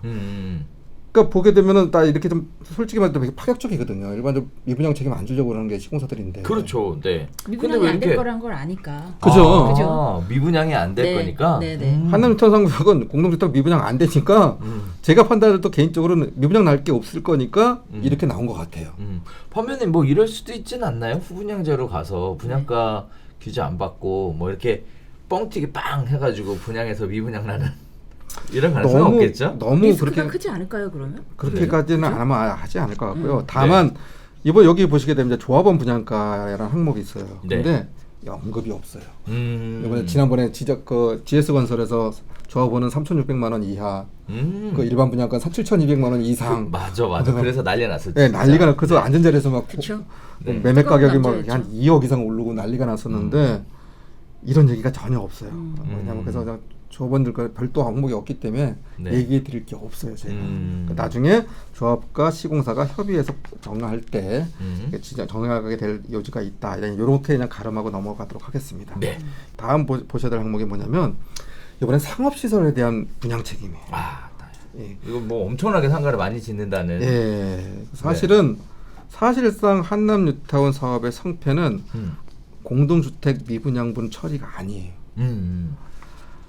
상업시설에 대한 미분양 처리를 어떻게 가져갈 건가, 없도록 하고 리스크를 줄여갈 건가에 대해서 조합 집행부가 고민해야 될 항목인 것 같아요. 근데 왜 이렇게 상업시설을 많이 짓는 거예요, 조 대표님? 글쎄요. 그거는 이승환 대표님이 더 잘 아실 것 같은데. 그래요? 정비계획안을 최초 만들 때 이렇게 만들어 버린 거예요. 그러다 보니까 그것 때문에 시공사들이 특화 설계를 가지고 들어왔던 게 1차 합동점검 때 지적사항에서 왜 특화 설계하냐고 했냐면 상가를 특화시켜서 잘 되게 하려고 했던 거예요. 그거 시공사들이 나빠서 악의로 한 게 아니고 그리고 상가 면적도 좀 줄이고 그리고 한쪽에 좀 몰아서 특화도 시키고 뭐 이러면서 좀 상권도 살리고 이렇게 보겠다고 했는데 이제 서울시에서 합동점검에서 너 이거 법 위반이고 기준 위반이야. 이거 안 돼. 하니까 할 수 없는 게 대안 설계를 가지고 들어왔던 거고 이 대안 설계 안에서 지금 현재 시공사들이 가지고 들어온 입찰 제한 조건을 볼 수밖에 없는 거예요. 근데 지금 제가 상가 면적이 지금 38,000평이 넘거든요. 엄청 큰 거죠. 그러면. 이게 어느 정도 크기냐 그러면 압구정 현대백화점 한 3개에서 4개 들어가는 거예요. 그것도 쭉 동네 돌아다니면서 나래비 서가지고 한 곳에 모여 있는 것도 아니고 그러다 보니까 이 문제 왜냐면 또 지금 보시면 송파 헬리우드도 상가 미분양 나가고 난리가 아니지 않습니까? 그렇죠. 그러다 보니까 조합원님들은 이 부분에 대해서 단순히 그냥 어느 업체 얘기를 액면 그대로 받아들일 게 아닌 거예요. 그래서 실제로 저가 조합 사무장으로 있으면서도 공사비를 나중에 막판에 되다 보니까 이 공사비 미분양 때문에 상업시설 통매각을 했거든요. 그 통매각을 가면서 아무것도 안 하고 그것만 2년 반을 매달렸어요. 통매각을 위해서. 네, 그리고 결국은 해냈어요. 그래서 공사비를 그걸로 퉁쳤거든요. 속칭 말하면 퉁쳐버렸어요. 그래서 조합원님들이 그나마 추정 비례율이 떨어지지 않았고 덜 떨어졌고 그나마 좀 많이 가져가실 수 있도록 해드렸거든요. 마찬가지로 여기도 이 상가 미분양이 크게 나면 조합원님들한테는 큰 불이익이 날 수 있는 부분이기 때문에 이 부분에 대해서 시공사들이 어떠한 제안을 했는지를 좀 살펴보고 거기에 대한 리스크가 어떤 거 있는지를 좀 말씀을 드리는 시간이니까 이거는 뭐 대리민 조건이 좋다, 현대가 조건이 좋다 이런 얘기 드리는 게 아니라 좀 비판적으로 이것들을 어떻게 가면 좋을지에 대해서 조합원님들이 좀 로맨틱하지 않고 프랙티컬하게 좀 아셔야 될 부분이 있다. 그래서 좀 먼저 좀 설명을 드리려고 합니다. 그래서 먼저 보시게 되면 분양 책임 및 조건에 보면 상업시설 부분이 있는데 먼저 분양 업체를 보기 전에 MD 분석을 한 걸 먼저 보셔야 돼요. 왜냐하면 이 38,000평이나 되는 이 면적이기 때문에 MD 구성이 반드시 중요하고요. 그래서 현대건설은 에비슨 영사라는 업체를 통해서 상업시설 MD 분석을 해갖고 분양 책임은 현대건설이 다 진답니다. 일반 분양 시 최초 일반 분양 금액으로 100% 대물 변제를 하겠대요. 그리고 이렇게 분양을 할 때 최고가 경쟁 입찰을 통해서 분양 수입이 극대화되도록 할 것이고 여기에 프리미엄 교육시설이 들어오고 문화 레저 기업이 들어가게 하고 백화점 입점 제휴를 진행을 하겠습니다 라고 하는 거죠. 저 결국 얘기하면 현대백화점을 여기다 넣겠다는 얘기가 되는 거예요. 그게 대림의 그러니까 현대건설이 아닌 거죠. 그러면 대림산업은 뭐라고 하냐면 쿠시맨 웨이크필드사라는 업체를 통해서 MD 분석을 하고요. 그 다음에 분양 책임은 조합이 가져가세요. 대신에 조합이 단순히 가져가게 하는 게 아니고 저희도 공사비를 받아가야 되는 입장이다 보니까 상업시설을 리츠나 펀드에다가 임대 매각을 시켜서 매각을 하고 임대를 줘서 그 임대 수수료를 리츠가 다시 가져가겠죠. 그렇게 하는 걸로 해서 매각 솔루션을 방안을 만들어서 조합에 제시를 하고 그렇게 하겠습니다. 그리고 분양 시점도 분양 최고가 분양이 되도록 시공사와 협의해서 진행을 할게요. 요게 대림산업이 아니에요. 그다음 GS건설 같은 경우는 상업시설 MD 분석에 대한 언급을 자료가 없어서 제가 지금 이 자료에는 넣지를 못했어요. 그리고 그 분양 책임은 100% 대물 변제를 한답니다. GS건설도. 그다음에 그 분양 조건도 권역별 분양을 하겠다 이렇게 나왔는데 이 권역별 분양이 구체적으로 어떤 거에 대한 건지 언급이 별로 없어요. 그러다 보니까 제가 이걸 설명을 드릴 수 있는 게 별로 없어서 이 부분이 궁금하신 분들은 뭐 조합원에 조합집행부에다 전화를 하시거나 조합사무실에 전화하셔서 한번 알아보시면 더 좋을 것 같습니다. 그러면 이렇게 들어와 있는 업체들이 들어왔는데 이 상가 미분양이 과연 얼마나 실현 가능성이 있는지 이걸 먼저 알아보셔야 될 사항이 있어요. 그래서 알아보시기 전에 먼저 좀 알아야 되는 게 분양 책임을 어느 업체가 가져가는 어디가 가져가느냐에 따라서 분양 대행사가 정해지겠죠. 예를 들어 조합이 분양의 책임을 가져가면 분양업체는 누가 선정하죠? 조합이 선정하죠. 근데 분양 책임에 대해서 시공사가 책임을 지겠다고 하면 분양업체는 조합이 외형상으로는 조합이 선정하지만 시공사가 내부적으로는 시공사가 선정을 하게 되겠죠. 그 시공사 추천한 시공사를 조합이 그냥 승인을 하는 꼴이 될 거예요 아마. 일반적으로 그렇게 진행을 하니까. 그래서 GS건설하고 현대건설에서 미분양 시 최초 일반 분양가 100% 대물 변제를 하겠다고 하는데 이걸 구체적으로 계약서 내용을 보면 미분양 시가 아니에요. 준공 후 3개월까지 미분양이 발생을 하면 그럼 3개월 전까지는 조합이 다 부담하라는 얘기예요. 미분양에 대한 리스크는. 하고 그 3개월 이후에 발생되는 미분양이 나면 그거를 대물 변제 받는 거다. 이렇게 돼 있는 거고요. 그러면 아까 얘기했지만 분양업체를 시공사가 미분양 책임을 가져가니까 시공사가 선정한 업체를 조합이 승인을 해주는 게 되겠죠. 그렇게 가져왔을 때 그럼 분양가가 정해질 거예요. 그러면 그래서 분양가를 합의를 하는 게 일반적으로 가는 패턴이 이렇게 갑니다. 근데 분양업체가 제시하는 분양가격이 조합이 생각하는 분양가 합치해서 높은 분양가격이 책정이 돼 있다면 조합 측이 제시한 최선의 방안이니까 이거 더 이상 또 말할 여지가 없는 거예요. 이렇게 가면 정말 해피한 거죠. 근데 문제는 이런 거죠. 상가 분양 최초 일반 분양가 금액이 조합이 생각하는 의견과 다른 분양 가격이 나올 수가 있어요. 더 싸게, 많이 싸게. 왜냐하면 시공사 입장에서는 이런 미분양 물건을 빨리 털어서 공사비 회수하는 게 목적이지 조합원님들이 얼마만큼 추가 부담이 있는지 그거는 관심이 없어요. 그렇죠. 시공사 입장에서는 시공사가 자선단체가 아니기 때문에 조합원님들까지 고민해서 주지는 않아요. 그 부분까지는. 그 시공사에서는 공사비 회수가 우선이기 때문에 분양 가격이 팔리는 가격을 가지고 들어온단 말이에요. 근데 그 가격이 조합이 생각하는 가격과 많이 다를 수가 있다는 거죠. 그게 다행히 물론 협의하는 과정에서 원만하게 되면 좋아요. 근데 원만하지 않을 때가 문제가 되는 경우를 말씀을 드리는 거예요. 그렇죠. 이거는 첫 번째는 조합이 고민했을 부분 첫 번째가 뭐냐면 조합의 집행부나 조합원들은 분양이라는 걸 해본 적이 없어요. 그잖아요. 그렇죠.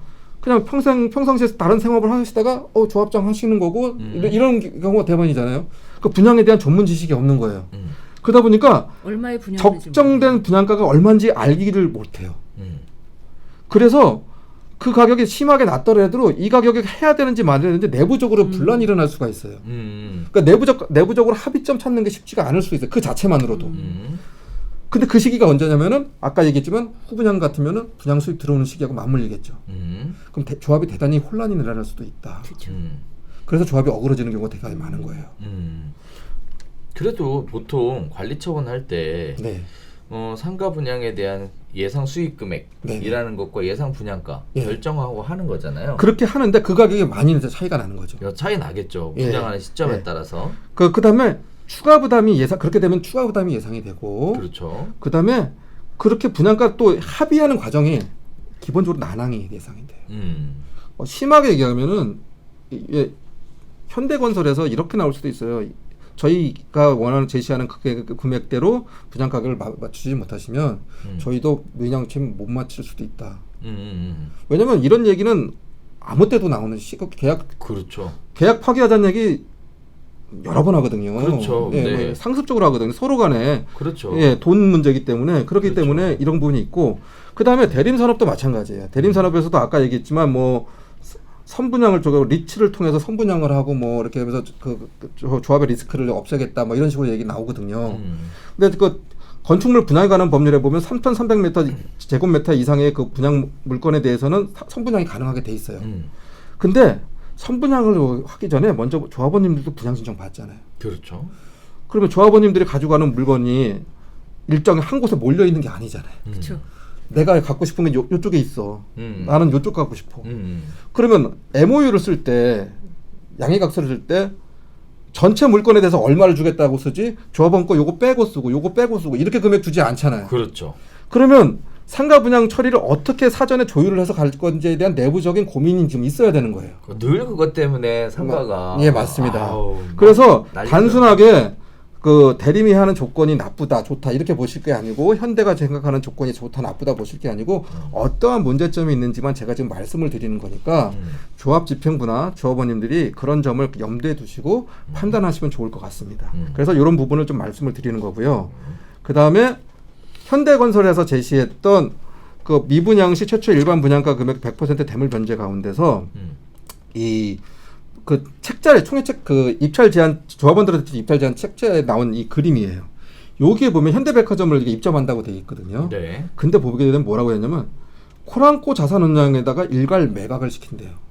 그 7-2블럭에 상업시설이 들어가는데 백화점이 들어가는데 이게 4층짜리인가 그렇습니다. 현재 이게 코랑코 자산운용에다가 매각을 시킨다고 그랬는데 거꾸로 생각하면 코랑코 가서 봤어요. 이게 백화점 자리가 아닌 거야. 야 이거 니네는 백화점 하겠다고 조합원들한테 얘기했는지 모르겠지만 우리는 산 다음에 이거 백화점 안 할 거야. 그럴 수도 있는 거예요. 거꾸로 백화점이라고 할 수도 있는 거지만 안 할 수도 있는 거기 때문에 확정적으로 들어간다라고 자신해서 얘기할 건 아니다. 만약에 이렇게 된다면 백화점을 넣고 싶은 희망은 현대는 있을 수 있지만 매각에서 매수 주체인 코람코가 봤을 때 여기가 백화점 자리가 아니고 다른 상업시설이 들어가야 될 자리라고 하면 그걸 할 겁니다. 왜냐면 코랑코에서는 그걸 해서 운용을 수익을 내서 먹고 살아야 되는 업체니까 백화점 자리가 아니라고 생각할 수도 있는 거예요. 백화점 자리라고 생각할 수도 있는 거고 그런 부분이 있기 때문에 이걸 절대적으로 믿을 필요는 없다. 그리고 믿어서도 안 되는 얘기가 될 것 같다.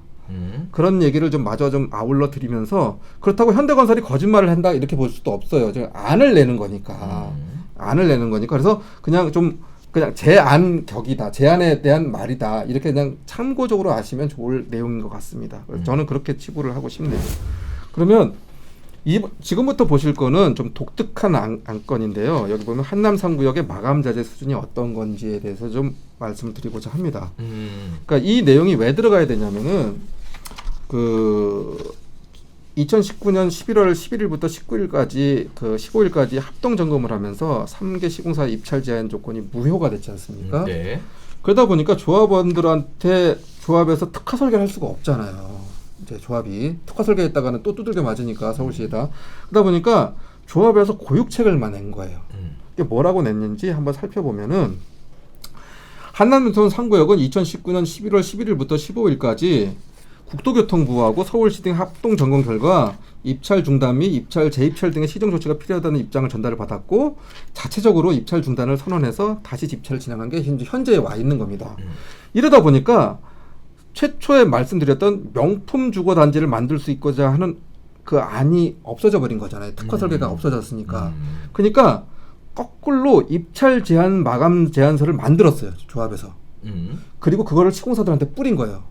이 제한 조건은 입찰 제한서가 3개 특화 설계됐던 입찰 마감서 있지 않습니까? 네. 거기서 좋은 것들만 뽑았어요. 오, 유리하게. 예, 이 조합에 유리하게. 그러니까 이게 대안 설계의 기준이 된 거예요. 그럼 이 대안 설계를 가지고 왔다는 업체들은 이게 기준이라는 거죠. 웬만한큼 이런 걸 다 수용을 했다는 거죠. 그러면 이 내용을 아시면 아, 우리 집에 내가 들어갈 입주할 아파트에 이런 게 들어가 있는 거구나 아시는 조건이 되기 때문에 좀 기분이 좋아질 수가 있고 또 어느 게 들어올지 아니까 상대적으로 이게 하자가 있었는지에 대한 것들을 미리 파악할 수가 있으니 훨씬 더 좀 그 지식 아는 쪽에 좀 아는 면에서 좀 더 좀 유용할 수가 있어서 말씀을 드리고 아울러 이 방송을 보시는 다른 재개발 지역에서 명품 아파트를 만들고 싶으면 한남 3구역 자재보다는 좋아야 될 거 아니에요. 더 좋을 수가 있나요? 나오겠죠 또. 네. 네. 아니 앞으로. 네. 그러면 이 그 명품 아파트에 대한 스탠다드가 될 수 있다라고 생각이 들어서 이 정도는 가지고 들어와야 된다. 이래야 어디 가서 명품 아파트 명함이라도 내민다.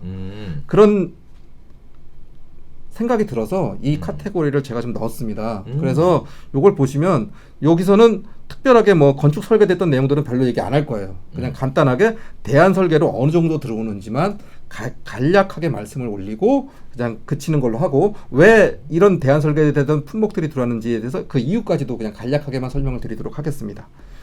좀 살펴보겠습니다. 첫 번째는 보실 게 벽지하고 바닥재예요.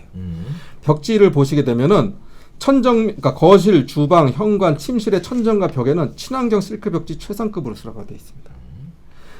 그러니까 이렇게 돼 있고요. 그다음에 바닥재도 보시게 되면은 최초의 건축 시에는 그냥 온돌마루스라고 돼 있었어요. 온돌마루. 그 온돌마루가 뭐냐면은 그 합판목에다가 원목 무늬를 좀 얇게 넣은 거예요. 근데 온돌용 원목마루는 그러니까 온돌마루는 그런 거예요. 근데 원목마루는 그 두께가 두꺼운 거예요. 그러다 보니까 더 비싸죠. 그렇게 제일 좀 좋은 거죠. 제일 좋은 마루 거죠. 중에서는요. 그것도 인도네시아산 최상급 이상 쓰래요. 그 다음에 천연 대리석을 쓰려면 이탈리아산 최상급 이상 쓰는 게 주방, 거실, 식당의 바닥재로 이렇게 쓴다는 거죠. 그리고 안방하고 기본적으로 다른 침실, 나머지 침실에는 온돌용 원목마루 인도네시아산 최상급 이상을 쓰도록 돼 있습니다.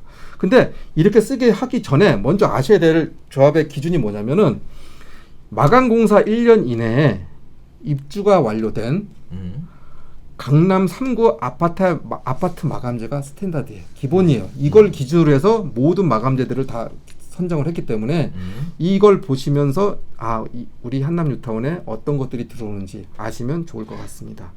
다음 보셔야 될 항목은 타일입니다.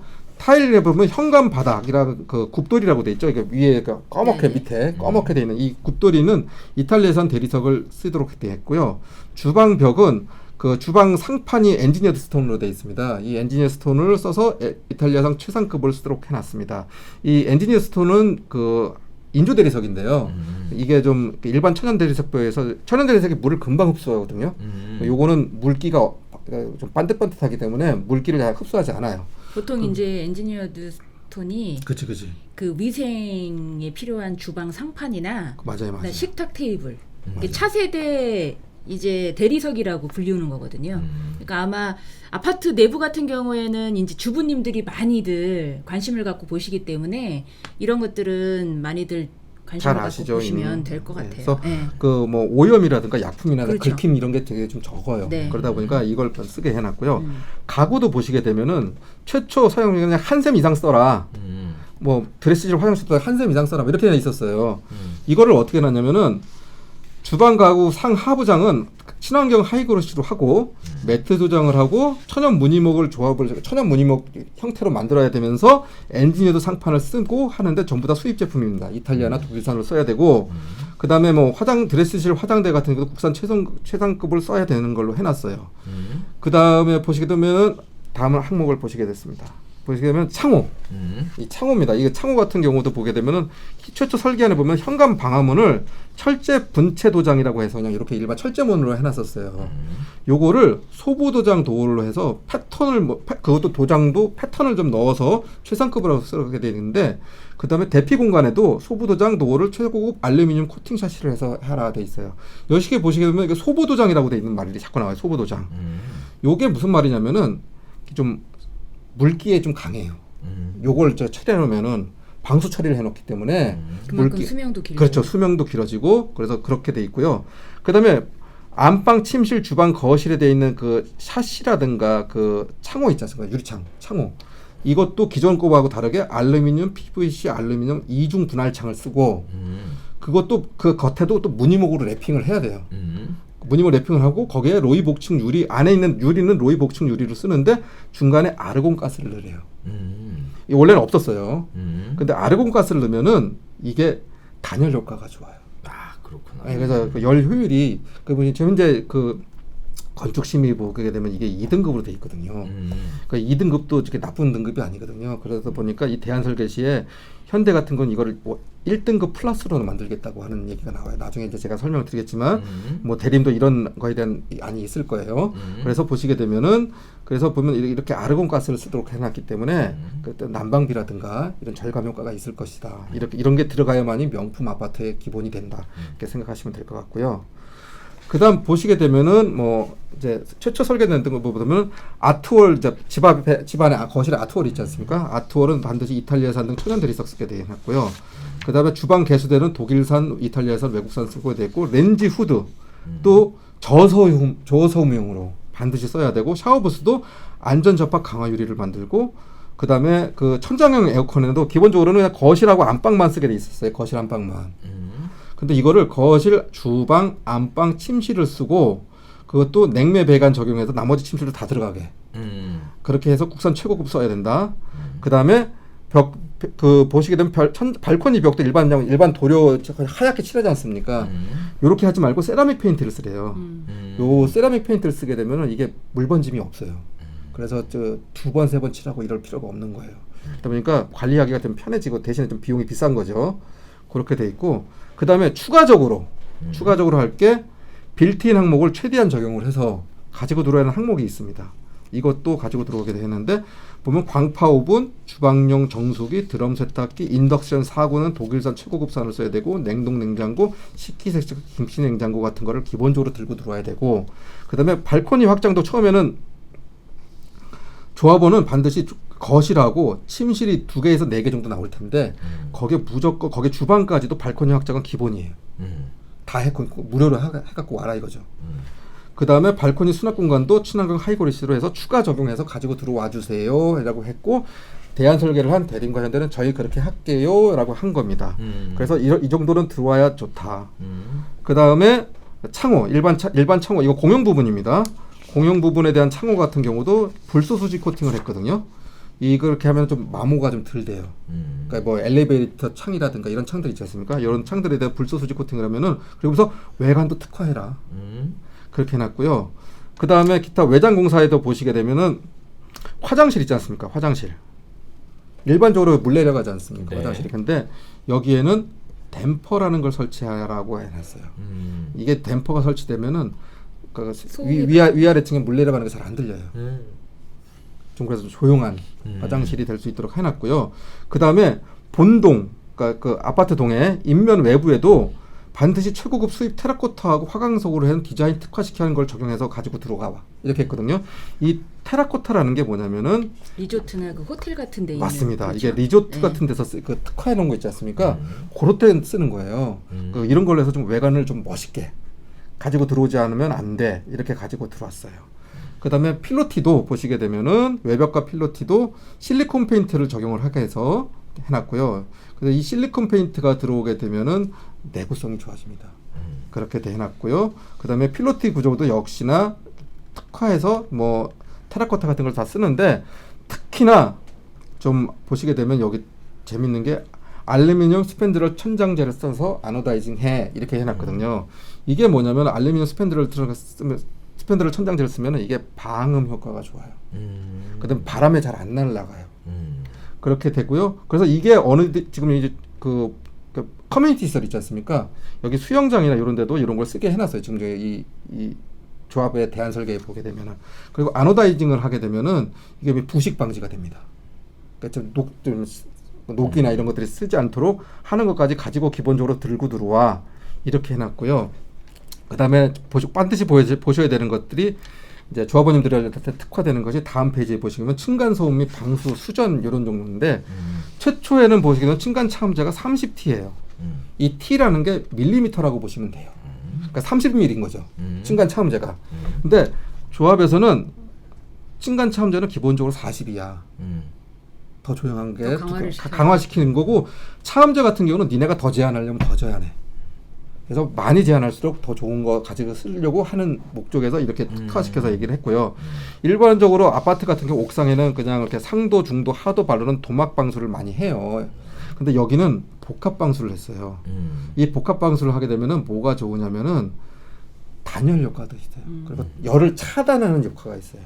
그래서 복합 방수를 하게 되면은 하자 없이 좀 수명이 길고 그런 방식입니다. 그래서 이렇게 가지고 들어와 이렇게 했고요. 보시게 되면 욕조에 있는 환기 시설도 저소음으로 동력팬을 기본적으로 쓰게 해서 아까 화장실 조용하게 했지 않습니까? 욕실의 팬도 좀 조용하게 가지고 들어오게 했고 양변기나 이런 수준도 보면 최소한 토토 아메리칸 스탠다드 이상 들어오게 했어요. 그렇게 보시면 될 것 같습니다. 그다음에 최고급으로 가지고 오라는 거네요. 네, 무조건 그냥 다 최고급이라고 생각하시면 될 것 같아요. 그러니까요. 예. 뭐 이렇게 가면 인도네시아, 이탈리아 그리고 독일을 통째로 수입해야 되는. 네, 맞습니다. 그다음에 이제 최초 설계안에 되어 있는 커뮤니티 시설입니다. 이거는 최초 설계 여기에 몇 개가 더 추가됐거든요. 보시게 되면은 최초 안에 피트니스 센터하고 GX룸, 골프 연습장 이런 게 좀 들어가 있었어요. 여기도 보면 최고급 인테리어 적용하고 세라믹 페인트를 써서 좀 방수 같은 것도 잘 되게 하고 흡음 텍스를 쓰게 해서 천장에는 이게 뭐냐면 아까 소리 나는 거 있잖아요. 쿵쿵 소리 나잖아요. 근데 이 흡음 텍스를 쓰면은 소음을 좀 줄여주는 거기 때문에 좀 저소음이 되죠. 그렇게 해서 가지고 들어와 이렇게 얘기해 놨고요. 그 다음에 입주자 회의실, 카페, 연회장도 보면 최고급 인테리어 가구 써. 그 다음에 특징적으로 플로텍스를 쓰게 해놨어요. 이게 뭐냐면은 그 공연장 같은 데 보면 물청소하죠. 근데 원래는 이걸 안 했거든요. 근데 이거 물청소도 가능하게. 왜냐면 공연장 이런 게 입주자 회의실, 입주자 카페, 연회장 이런 데 막 쓰니까 좀 금방 망가질 수 있잖아요. 그렇죠. 바닥이. 근데 이렇게 플로텍스는 물청소도 가능하니까 그게 좀 깨끗하게 할 수 있도록 했기 때문에 조합이 굉장히 신경을 많이 썼다. 그래서 다른 데서도 꼭 하실 거면 이렇게 플로텍스 하셔라. 권해드리고 싶고 이번에는 그 부대 복리시설 커뮤니티 시설에 추가적으로 대안 설계를 가지고 들어오라고 조합에서 했던 부분이 있어요. 첫 번째 중에 하나가 수영장과 스파인데 이곳에는 최고급 인테리어를 적용한 스파와 락카를 기본적으로 가지고 들어오고 그다음에 뭐 아트월이든가 최고급으로 해서 다 가지고 들어와라 이렇게 돼 있고요. 보시게 되면은 그다음에 두 번째 가지고 올 게 게스트하우스입니다. 게스트하우스에도 가구를 포함해서 최고급 인테리어 적용해서 가지고 들어와. 그렇게 돼 있고요. 세 번째 보실 게 체육시설인데 여기에는 테니스 코트, 스쿼시, 농구장, 풋살 경기장도 하는데 국제대회 기준에 맞는 규격과 재료를 적용해라. 이렇게 가지고 들어왔어요. 그리고 그 바닥은 스포츠마루라고 해서 삑삑삑 소리 나는 거 있지 않습니까? 그 움직이다 보면 삑삑 소리 나는 게 스포츠마루, 농구 코트 같은데 그런 스포츠마루까지 깔아. 그렇게 가지고 들어왔어요. 이게 이 정도가 돼 있고요. 그 다음에 영화 관람실, 다목적실, 다목적 강당에는 역시나 최고급 인테리어와 가구, 그 다음에 AV 시스템까지 가지고 들어와. 그리고 여기도 물청소가 가능하게 플로텍스 적용해. 그리고 천장에는 소음 안 나게 흡음보드 넣고, 그 다음에 세라믹 페인트 같은 거 넣어서 물 번짐이나 그렇게 좀 내구성도 좀 강하게 만들고 그 다음에 카펫 타일이라고 해서 푹신푹신한 타일 있지 않습니까? 네모 반듯한 거 그거 같은 걸로 해서 쫙 깔고 대리석 타일도 넣고 인테리어도 잘해 이렇게 들어와 이런 것들이 추가돼서 가지고 들어올 때만 제안을 받아줄 거야 했더니 대림과 현대가 그런 걸 할게요 라고 들어온 거예요. 아 그렇군요. GS는 안 한다 그랬나요? 아직 대한설계에 그런 게 없었으니까. 아 그렇구나. 예, 맞다. 좀 예. 달랐죠. 예, 예. 네네. 그래서 그렇게 하겠다고 의사를 표현한 업체가 대림과 현대건설이라고 보시면 될 것 같습니다. 그러면 이번에 볼 거는 이렇게 기본적으로 특별 그 대안설까지 가지고 온 것에다가 추가적으로 현대가 저희는 이런 걸 특별 제안이라고 더 내놓을 거에 있어요. 한 항목이 한 7개 정도 있어요. 아 현대 또 있어요? 네, 거기 또 대림도 있어요. 그러면 이번에는 그 각 사별로 얼마의 또 어떠한 특별 제안을 가지고 들어왔는지를 보시게 되는데 좀 쉽게 얘기하면은 현대건설의 특별 제안은 그 대림 산업에 비해서 굉장히 소프트하다. 대림사업은 좀 하드하다 이렇게 표현을 할 수가 있겠어요. 지금도 굉장히 충분한 것 같은데 더 있군요, 뭔가 할게. 네, 네. 그래서 네. 제가 좀 이런 얘기를 드리는 거고 먼저 보게 되면 첫 번째 게 미라클 윈도우라는 거예요. 현대건설에서는 얘기하는 게 이 네. 미라클 윈도우가 뭐냐면은 이 현대건설하고 현대자동차가 같이 공동 개발했대요. 그런 건데 그래서 한남산기업에 최초 적용한대요 이거를.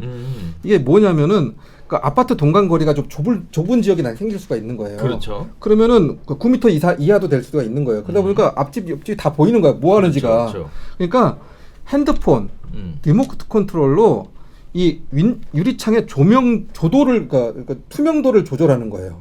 사생활 침해를 방지할 방지하는 수 있는. 예, 투명도를 그러니까 조정할 수 있게 만들겠다고 합니다. 그러면서 자외선 차단도 되고 뭐 이렇게 그래서 할 수 있는 이런 안들을 좀 제안을 했어요. 이게 모든 세대에 적용할 수 있도록 기가 하겠다. 막히네요. 1층 뭐 이렇게 하시면 예술이겠는데요. 그쵸. 예, 하여튼 뭐 그렇게 제안을 했고요. 두 번째 보여드릴 게 현대건설의 특별 제안은 광 플라즈마 살균 청정 환기 시스템이래요. 이거는 뭐냐면 미국 나사에서 개발한 살균 기술인데 이걸 가지고 그 시스템화 시킨 거예요. 그래서 각 세대별로 그거 좀 뭐 부유 세균이라든가 미세먼지라든가 이런 것들이 이렇게 좀 없도록 제거될 수 있도록 하는 거를 그 좀 구현해 볼 수 있도록 각 세대별로 제안을 해서 들어가게 하겠습니다. 이렇게 제안을 했고요. 세 번째로 보게 되는 게 지금 우물 천장을 하는데 기본적으로 높이는 2.5m, 2.52m를 우물 천장을 하고 이게 차음재가 지금 아까 40이라고 했지 않습니까? 40T라고 그렇죠, 했죠. 그러면 40T. 슬라브가 260인 거예요. 260mm가 슬라브가 들어가서 그 층간 소음이 없도록 최초 건축 설계되는 240이거든요. 200에 30 해갖고 210에 30 해갖고 240이었는데 이거를 40T에 260 슬라브를 써갖고 300 슬라브로 해서 들어갈 수 있도록 하겠다는 게 현대건설의 제안이에요. 근데 참고로 보여드리면 대림산업엔 우물천장고가 이거보다 더 높습니다. 층고가 더 높다는 네, 거죠. 층고가 높아요. 그러다 보니까 이런 또 대신에 또 다른 점이 있기 때문에 그거는 이따가 또 좀 말씀을 드릴게요. 그다음에 현대건설 같은 경우는 AS 센터를 운영을 하면서 10년간 배치를 하게 돼요, 현장에다가. 그리고 조경 가이드닝 서비스도 10년간 하겠다. 이게 현대건설의 특별 제안이고요. 그다음에 아까 얘기했지만 저기 뭐 그 단열 효과 나는 여러 가지 시스템들을 많이 갖췄지 않습니까? 거기에다가 에너지 절감 시스템이라는 걸 별도로 또 하나 만들어 가지고 기존에 이제 건축심이 된 게 좀 조합원들한테 한 게 2등급이에요. 2등급인데 이걸 A1 플러스까지 1 플러스까지 들어가서 1등급 이상으로 가게 되면은 에너지 절감률은 한 40% 정도 절감을 시켜서 실제로 관리비가 한 20% 이상 절감이 될 수 있다라고 하는 게 현대 주장이에요. 이건 뭐 대봐야 아는 거니까 세대당 관리비가. 세대당 관리비가 이 정도 된다는 거죠. 이게 의미가 있더라고요. 해보니까 요즘 지어진 아파트들 네. 공용 관리비가 굉장히 네. 많이 안 나와요. 네, 생각보다 네. 많이 안 나오더라고요. 보니까 뭐 전부 다 LED로 달아놨고 뭐 전부 다 뭐 그 마감 처리 잘해놓고 그러니까요. 벽도 꺾게 해놓고 뭐 네. 해가지고. 근데 그거보다도 더 잘하겠다는 오, 거거든요. 대단하네요. 예, 그런 거고요. 그다음 보시게 될 게 이제 현대가 또 좀 주장했던 것이 보면은 요 시리즈인데요. 첫 번째 시리즈가 뭐냐면은 H 시리즈라고 해서 요 윗건입니다. 이게 뭐냐면은 H 클린 현관, 그다음에 H 드레스 케어, H 스타디룸, H 그다음에 세컨 리빙, 그다음에 H 바스. 이게 뭐냐면은 클린은 아까 미세먼지 나오는 거 그런 현관이죠. 그렇게 만들고 그다음에 드레스룸을 넓혀드릴 수도 있고 그다음에 자녀방이 이게 벽에 이게 일반적으로 벽이 있으면은 책상을 이렇게 놓잖아요. 그렇죠. 이게 아니고 벽을 이렇게 좀 안을 꺾는 거예요. 책상을 놓으면 이게 편판해지게.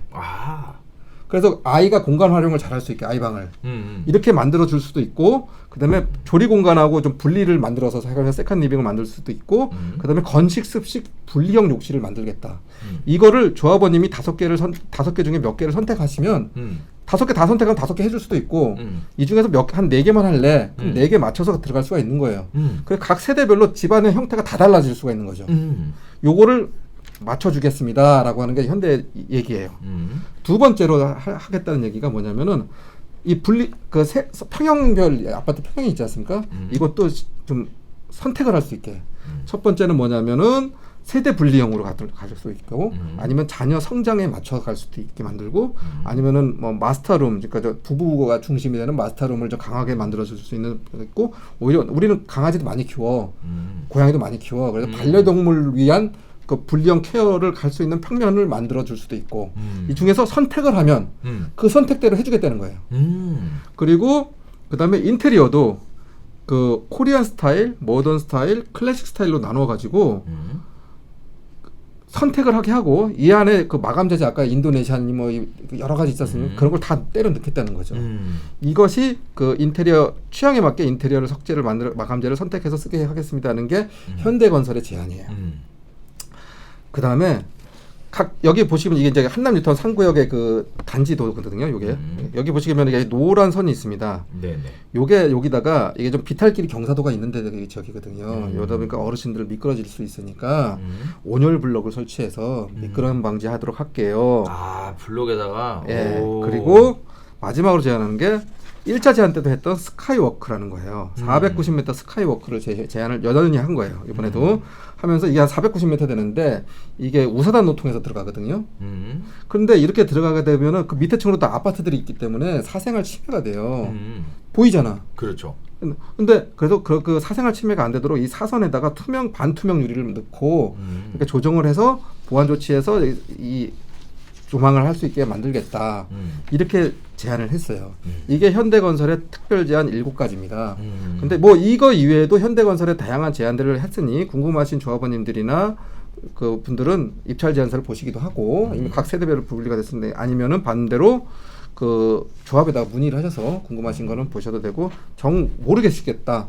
그러면 저희 부동산에 연락을 주시면 아는 데까지는 기꺼이 성심껏 설명을 드리도록 하겠습니다. 네. 어떻게 연락드리면 돼요? 자막에 나와 드리나요? 네. 저희 밑으로 좀 하나 넣어주세요. 그러면 될 것 같습니다. 그 다음에 대림산업의 특별 제안에 대해서 보겠습니다. 왜 아까 얘기하듯이 현대건설의 특별 제안이 소프트다. 대림산업이 왜 하드다. 왜 이렇게 했냐면은 현대건설이 아까 그 원안 설계 대비해서 대한설계 건설공사비가 5천억이 많았잖아요. 이 5천억이 주로 외관 특화에 돼 있어요. 아, 네. 그리고 한강 조망에 특화가 돼 있어요. 그러니까 기본적으로 조합원님들이 대림에서 보는 관점은 뭐냐면 자재 좋은 거 쓰는 거는 조합원님들이 이미 다 갖고 있다라고 생각을 하시는 것 같아요. 기본적으로 그렇다고 대림이 안 좋게 들어오는 게 아니라 좋게 들어오지만 이런 소프트한 것보다는 조합원님들이 원하시는 거는 한강을 얼마나 더 많이 볼 수 있느냐. 그러면서 남산을 조망으로 하고 그러니까 풍광 좋은 이런 것들을 얼마나 많이 향유하게 할 수 있느냐가 포인트라고 생각을 한 것 같아요. 그러다 보니까 이게 보시게 되면은 요게 위에 칸이 최초 건축 심의 됐던 한강 조망이 가능한 색깔의 세대 수들이에요. 그중에서 진해질수록 한강 조망이 가능한 강한 세대들인 거예요. 근데 이게 보시게 되면은 대림산업이 한 거를 보면 밑에가 더 세대 수가 많죠. 그렇네요. 예, 그래서 보면은 전체 세대 수의 45%. 임대주택 빼고 전체 세대 45%가 되는 2263세대가 한강을 조금이라도 보게. 전체적으로 다 한강을 보여드릴 수는 없고 모든 세대가 하지만 가능한 한 한강이라도 다 볼 수 있도록 하기 위한 각종 건설에 대한 나름대로의 대안설계 안에서 특화 설계가 아닌 대안설계 안에서 각종 고민들이 다 녹아있는 세대 외관 설계다. 고민을 많이 한 거죠. 예, 그렇습니다. 네. 그래서 그 생각을 하시면 될 것 같아요. 기본적으로 한강이 보이는 아파트하고 보이지 않는 아파트가 가격 차이가 나요. 그렇죠. 거기에 옆에 또 민족공원도 있어. 남산도 봐. 그 한강도 보고 그리고 단지 내에서도 또 한강이 보이는 세대하고 보이지 않는 세대가 또 차이가 날 거란 말이에요. 그러면 이렇게 차이가 나는 한강 세대가 어떻게 되는지 외관을 하나씩 좀 살펴보겠습니다. 보시게 되면은 첫 번째로 보는데 트위스트 타워예요. 예, 보시게 되면 도면을 보시게 되면은 건물 외관 첫 1동은 반듯하게 돼 있어요. 근데 2층부터 보면 점점 틀어집니다. 그러면서 대안 설계가 원래 이렇게 10% 미만의 경미한 변경이잖아요. 그렇죠. 그러다 보니까 이 주동에서 1m를 벗어나면 안 돼요. 틀어지는 게. 그러면서 다 튼 거예요, 조금씩. 그러면서 예, 그러다 보니까 건설 공사비가 들어가는 거예요. 그러니까 대림의 얘기는 그렇습니다. 그러다 보니까 이렇게 트위스트 설계를 하면서 들어가면서 이것들이 들어가다 보니 이런 비용들이 들어가서 건설공사비가 5천억이 더 많아졌던 거지 일부러 대림이 무슨 이익을 보려고 한 건 아니에요. 이렇게 설명을 하더라고요. 그래서 어우, 밖에서- 외관 특화가 굉장히 독특하다. 그렇게 돼 있고요. 밖에서 보면 대단하겠네요, 그쵸. 이거. 네. 그렇죠, 오, 네. 그렇죠. 그 다음에 두 번째 볼 것이 보면은 틸트 타워예요. 이 틸트 타워는 1차 때도 제안을 했던 거예요. 처음에 그 무효화됐던 때 제안을 했던 건데 보게 되면은 이 벽면에 그 벽을 사선이 좀 튀어나와 있습니다. 툭툭 튀어나와 있습니다. 그래서 한강 조망이 가능한 세대들이 나오게 했어요. 이 틸트 타워가 실제로 적용되어 있는 사례가 있어요. 아크로 그- 서울 포레스트. 맞습니다. 네. 그 줍줍으로 유명한 세채 그 특별 분양한다고 그래갖고 2만 대 1이 넘었던 그 아파트. 거기가 틸트 타워가 돼 있어요. 그런데 왜 이렇게 돼 있냐면 거기가 보면 앞에 그 옆에 보면 갤러리아 포레가 서 있어요. 근데 갤러리아 포레가 다 있는 건 아니기 때문에 어느 쪽은 그 서울숲하고 한강을 본단 말이죠. 근데 갤러리아 포레 때문에 보이지 않는 세대가 있을 거란 말이에요. 근데 이렇게 틸트 타워가 돼 있으면은 유리창이 보시게 가서 한번 서울숲에 가서 한번 보세요. 서울숲 가서 아 여기 하얀 건물이 아크로 그 건물이니까 흰색으로 지어지고 있는 건축물을 가서 보시면 유리창이 벽에 온전히 붙어 있지 않아요. 옆으로 이렇게 좀 전부 다 이렇게 약간씩은 틀어져 튀어나와 있어서 있죠. 네. 조금이라도 한강 조망이 가능하고 서울숲이 조망이 가능하고 쾌적하게 볼 수 있는 시간을 가려고 대림이 노력을 했던 게 보여요. 그러면 그렇게 해서 만들어지는 세대가 이 한남 뉴타운 3구역에도 현대 대림 산업에서는 적용을 하겠다는 거죠. 그래서 기본적으로 신규 조망이 가능한 세대가 57세대가 살아서 생기고 이렇게 틸트 타워를 하면 그다음에 최초에는 기본적으로 보지만 그런 조망 등급이 더 높아지는 경우가 한 120세대가 된대요. 그래서 177세대가 이 틸트 타워를 제안하면 더 한강 조망이 가능하게 됩니다라고 제안을 하고 있고요. 그 다음에 보는 게 오픈 발코니하고 측면창이에요.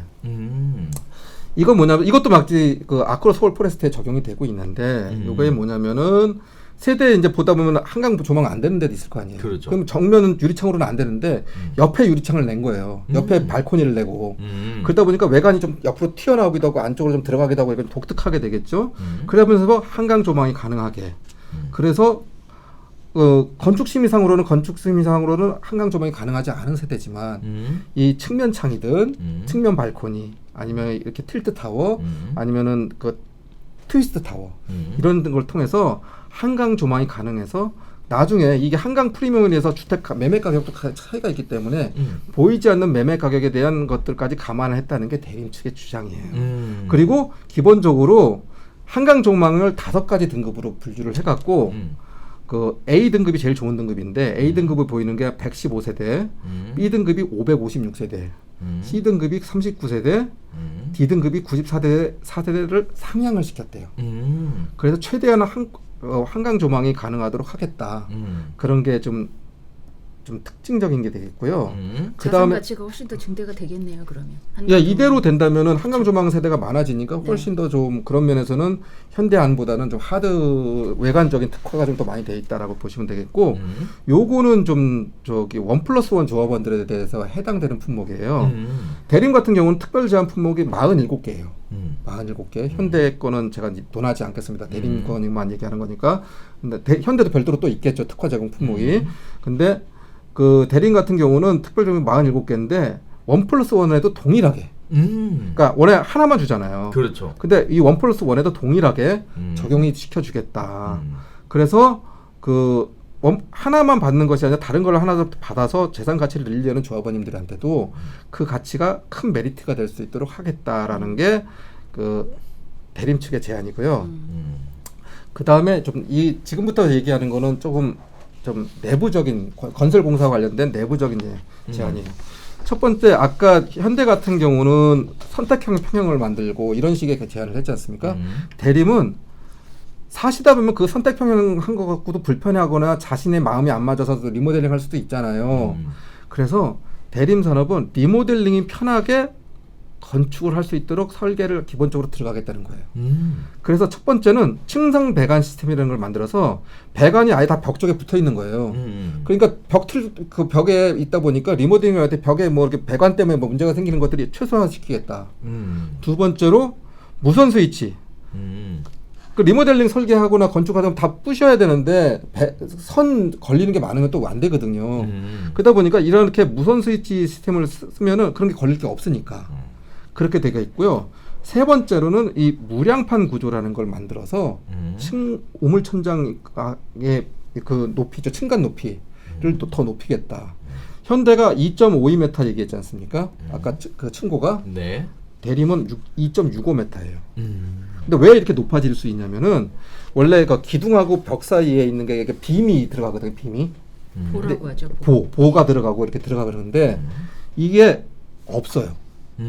없으니까 거기 들어갈 만큼의 공간이 이제 천장이 되는 거예요.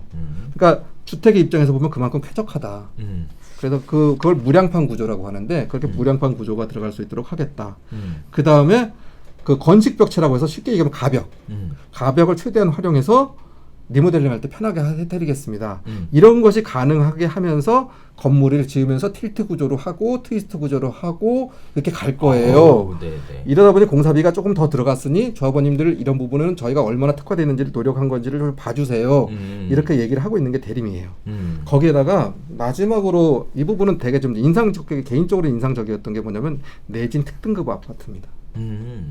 지금 뭐 경주에 대지진도 있었고 서울도 뭐 대한민국도 안전지대는 아니라고 하는데 대한민국에 내진 특등급 아파트가 별로 없어요. 근데 내진 특등급 아파트를 만들겠다는 거고 그 다음에 콘크리트 강도를 강하게 해서 마감재는 차음재를 포함한 두께는 270mm를 제한했어요. 대신에 콘크리트 강도가 높으면 300mm가 아니어도 충분히 층간 소음을 없앨 수 있기 때문에 저희는 이렇게 270을 제한했습니다라고 제안을 하더라고요.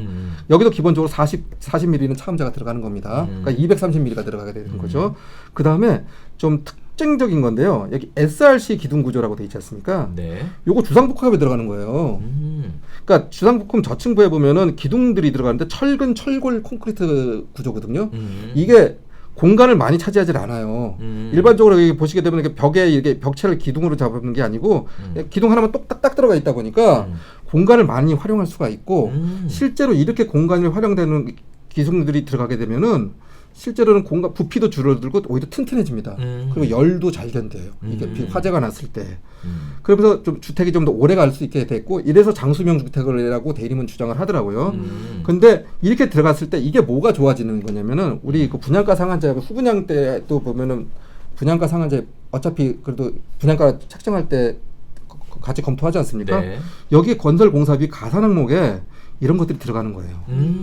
그래서 대림 측 얘기에 의하면 건축 공사비 대비해서 20% 가성비가 적용될 수가 있고 그러면 일반 분양 수익이 더 늘어날 수가 있어요. 분양가가 높아진다는 네, 분양가가 595만 원, 조합원 공사비가 595만 원으로 비쌌긴 했지만 이것 때문에 일반 분양가를 더 높일 수가 있어요. 그래서 저희가 하는 안이 그렇게 나쁜 안이 아니고 오히려 조합원님들한테는 장기적으로는 한강 조망을 더 많이 보게 하고 건설 분양가를 더 높게 하고 이렇게 분양을 받을 수 있게 할 수 있는 부분이 있어요.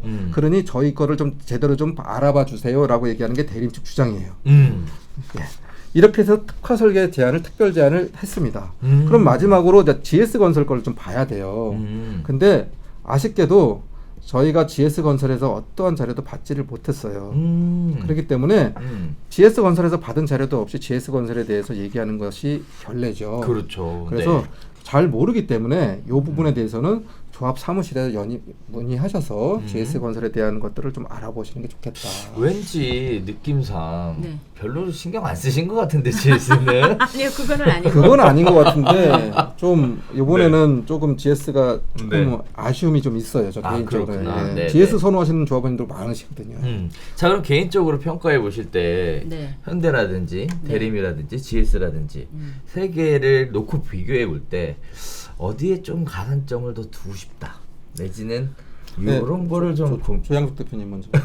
저는 일단은 제가 여자니까 네. 이제 소프트 쪽을 선호를 한다고 생각이 들었는데 의외로 지금 대림 산업에서 제시했던 이런 것들이 나중에 한남 3구역을 매입을 하셔서 입주를 하셨을 때 부동산 가치 부분에서는 훨씬 더 올라갈 수 있지 않을까. 왜냐면 내부 같은 거나 이런 것들은 충분히 이제 개인 취향에 맞춰서 고칠 수 있는 부분이 있는데 그런데 그렇지 못한 부분들을 대림은 적극적으로 고민을 했다.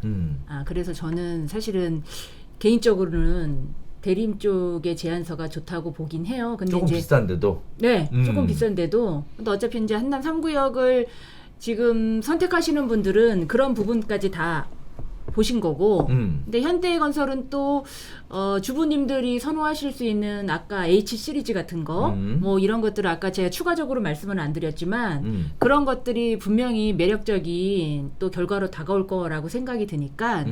어쨌든 많은 분들이 조금 더 고심하고 이렇게 선택하시는 거 저희들 의견이 뭐 크게 그렇게 중요하지 않으니까. 맞습니다. 네. 그거는 또 뭔가 투표를 하는데 큰 도움이 될 수 있는. 네. 그래서 이제 많이들 네. 저희 지금 이승환 대표님도 그렇고 요 제안서를 통해서 많이 고민을 하셨어요. 어떻게 정보를 드려야 많은 분들이 결정을 하실 수 있을지. 근데 많은 분들이 일단은 이 영상이 도움이 좀 많이 되셨으면 좋겠고요. 네. 그다음에 이승환 대표님은 뭐 아마 코멘트를 안 하실 것 같은데. 저도 개인적으로 말씀을 듣고 보니까 네. 이렇게 지어지면 일단 밖에서 볼 때 눈에 확 띄겠다. 안 그래도 우리 강변 타고 쫙 지나가다 보면 보이는 딱딱딱 포인트들이 있지 않습니까? 네. 중요한 포인트가 될 수 있겠다라는 생각이 확 드는데 이런 부분들이 약간 좀 비싸다 하더라도 그쵸. 네. 꼭 한번 관심 가져볼 만한 그런 내용인 것 같아요. 네. 그냥 요약해서 말씀을 드리면 네. 현금 지원이라든가 소프트한 면에서는 현대가 대림안보다 좀 우월한 점이 있어요. 근데 건축물에 대한 특화라든가 이런 부분에서는 대림이 더 많이 우월한 부분이 또 있어요. 그렇기 때문에 그냥 조합원의 선호도인 것 같아요. 조합원님의 선호도이기 때문에 어느 업체가 좋다. 둘 다 좋아요. 기본적으로 대한설계 자체 들어온 게 그쵸. 대한민국 자재 아까 얘기했지만 기본 설계 들어온 게 아니고 아까 3개 입찰 마감재 중에 좋은 것만 다 싸가지고 그걸 대한설계라고 들고 온 상태에서 이걸 얹어놨기 때문에 좋아요. 제일 좋은데 그 중에서 더 좋은 걸 찾는 거기 때문에 그렇죠. 예, 이거를 뭐 어느 회사가 나쁘다라고 얘기할 수는 없는 거거든요. 그렇죠. 예, 다만 취향 본인의 그러니까 취향. 각종 그러니까 좀 조건이 현금 지원 쪽이랑 소프트한 쪽을 선호하시느냐, 외관 특화를 추천하느냐 그렇게 그냥 아예 극단적으로 볼 수가 있을 것 같아요. 그러면 이승환 대표님은 현금 지원을 선호하는 쪽으로? 저는 그냥 노코멘트 하겠습니다. 왜냐하면 저는 뭘 얘기를 해도 그냥 비난의 화살이 올 것 같아서 저는 가만히 있는 게 놀로 하겠습니다. 네. 좋습니다. 네. 자, 지금까지 시공사 선정과 관련돼서 지금 세계 시공사의 입찰 제안서를 가지고 정말 깊이 있는 내용까지 디테일하게 살펴봤는데 이제 또 다른 얘기가 좀 필요할 것 같아요. 뭐 대표적으로 그거 좋은 건 알겠어. 근데 너무 많이 오른 건 아니야? 뭐 여기에다가 또 여러 가지 이슈들이 용산에 지금 계속 쏟아져 나오잖아요. 그런 것과 비교해 봤을 때 한남 3구역이 가지고 있는 특별한 투자 가치라든지 메리트 과연 지금 내가 들어갈 수 있는지 뭐 그런 부분들에서 어떤 준비가 필요한지 좀 이런 투자 관련된 부분에 대해서 복합적으로 좀 얘기가 필요할 것 같아요. 사실 관심 없는 사람 없잖아요. 여기. 그렇죠? 네네. 좀 구체적으로 어떻게 접근할 수 있는지 투자 가치에 대해서 한번 설명 부탁드리겠습니다. 예, 지금 한남 3구역의 투자 가치에 대해서 좀 먼저 살펴보겠습니다. 최근에 이슈가 되고 있는 게 용산 정비창기지. 그렇죠. 네. 이거는 뭐 핫 이슈죠. 네. 2006년부터 해갖고 뭐 개발이 되네 안 되네 뭐 삼성물산 컨소시엄으로 가느냐 현대건설 쪽으로 가느냐 뭐 여러 가지 얘기가 있었고요. 그러다 엎어지기도 하고 그랬던 거고 실제로 어디죠? 그 용산 전자상가에 가봐서 옥상의 주차장에서 보면은 나대지로 있는 그런 맞아요. 적이 맞죠. 그래서 근데 올해 5월인가요? 그 국토교통부에서 여기를 개발을 하겠다. 근데 도시개발 방식으로 한다는 거죠. 이 도시개발 방식이라는 게 어떤 방식이냐면은 산이나 이런 야산이나 이런 걸 밀어가지고 땅을 만들어 놓고 아무것도 안 지은 상태에서 각 구역을 만들어 놓고 파는 거죠. 시공사한테 팔고 시공사 네가 져서 입주를 시키고 그렇게 해서 이문을 남겨 먹어. 이게 도시개발 방식이죠. 그렇죠. 일종의 신도시 개발하듯이. 그렇죠. 똑같이 가는 거죠. 그렇게 되다 보니까 여기 뭐 전체 면적의 뭐 30%를 뭐 임대주택을 넣네 안 넣네 뭐 이런 얘기가 나오는데 그래서 총 분양 세대가 8,000세대가 넘고 근데 그러니까 가격대가 그렇게 싸지는 않을 것 같다. 왜냐하면 분양 가격 일단 택지 매입 비용이 시공사들한테 이제 경쟁 입찰도 시킬 거 아니겠습니까? 그러면 가격대가 만만치가 않을 거 아니에요. 그렇죠. 그럼 그 가격에서 또 건설 지어가지고 파는 가격이 저렴한 임대주택을 짓는다는 것과는 조금 어불성설이지 않을까 싶어요. 개인적으로는. 거기다 또 지어진 새로운 아파트들도 특화시켜야 될 거 아니겠습니까? 입지도 좋은데 그렇게 되다 보면 여기 개발하는 방식이 복합적으로 개발이 되고는 있지만 가격대가 만만치는 않을 것이다. 더욱이 이 사업 진행 일정을 보게 되면은 2021년 말까지는 구역 지정이 예정이 돼 있고 2023년 말까지는 사업 승인이 예정돼 있어요. 근데 지금 요 시기를 보게 되면 한남 뉴타운 3구역은 2023년이나 2024년 말까지면은 착공이 예정돼 있는 시기예요. 그러니까 이 용산 정비창이 다 완성되기도 전에 한남 뉴타운은 이미 땅 파기 시작했다.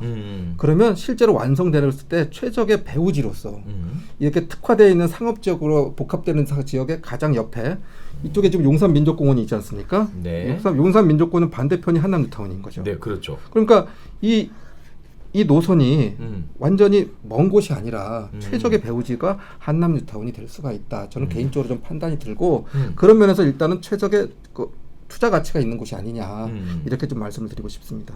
그럼 이번에는 지금 현재는 용산 전비청에 대한 핫 이슈를 가지고 얘기를 해봤지만 이번에는 한남 뉴타운 자체적인 투자 가치가 어느 정도 있는지에 대해서 좀 마지막으로 좀 알아볼 시간입니다.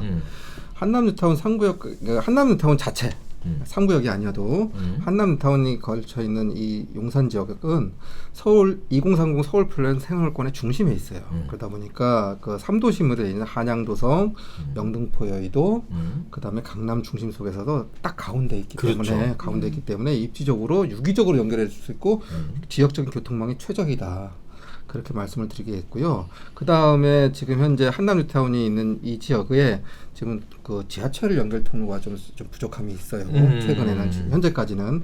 그런데 2030 서울광역교통구축 계획안에 따르게 되면 도심권에서 위치하면서도 공항철도 같은 것들이 유치가 될 수 있도록 하는 것 같아요. 그러다 보니까 신분당선이 연결될 수 있고 지금 현재까지 확정되어 있는 거는 용산역, 동빙고역까지는 확정이 돼 있어요. 나중에 이 한가운데 이쪽 지역에 뭐 가칭 보강역이라고 해서 하나 좀 추진을 하려고 하는데 건교부 쪽에서도 좀 반응은 좋은 것 같아요. 왜냐면 이 합치면 한 13,000세대가 넘는데 지하철역이 하나 없다는 게 말이 안 돼요. 지하철이야 많죠. 네, 근데 가운데 딱 가운데 들어가는 게 없어서 그렇게 연결하면 좋을 것 같고 또 GTX 개통도 같이 연결돼 있기 때문에 교통용으로도 굉장히 좋다. 그다음 보시게 되는 게 용산민족공원인데 여기 보시면 파랗게 해놨는데 여기서 이게 먼 것 같지만요. 걸어서 7분이면 가요. 7분이면. 네. 걸어서 7분이면 그냥 산책하듯이 가다 보면 강아지 끌고 7분이면 용산민족공원에 갈 수가 있는 거예요. 이게 물론 여기가 이제 완공이 돼야 되는 갈 수가 있는 지역이 되겠지만 개발되는 기간이 있기 때문에 충분히 용산민족공원에 접근하는데 유리하다. 안 그래도 벌써 그 미군 부지 반환 관련된 부분들이 시작했잖아요. 네, 맞아요. 네네. 그러니까 이 공사 기간이 최소한 7년에서 8년 이상 보고 있는데 이 기간과 용산개발과 맞물려 있다면 그리고 아까 얘기했던 정비창구 부지까지 이야기하면 최적의 배후지면서도 가장 명품 단지가 되시지 않을까. 거기에다가 아까 리스본 얘기했지 않습니까? 그렇죠. 이 조망이 미친 조망이다. 앉은 자리에서 보이는 곳이 한두 곳이 아니다.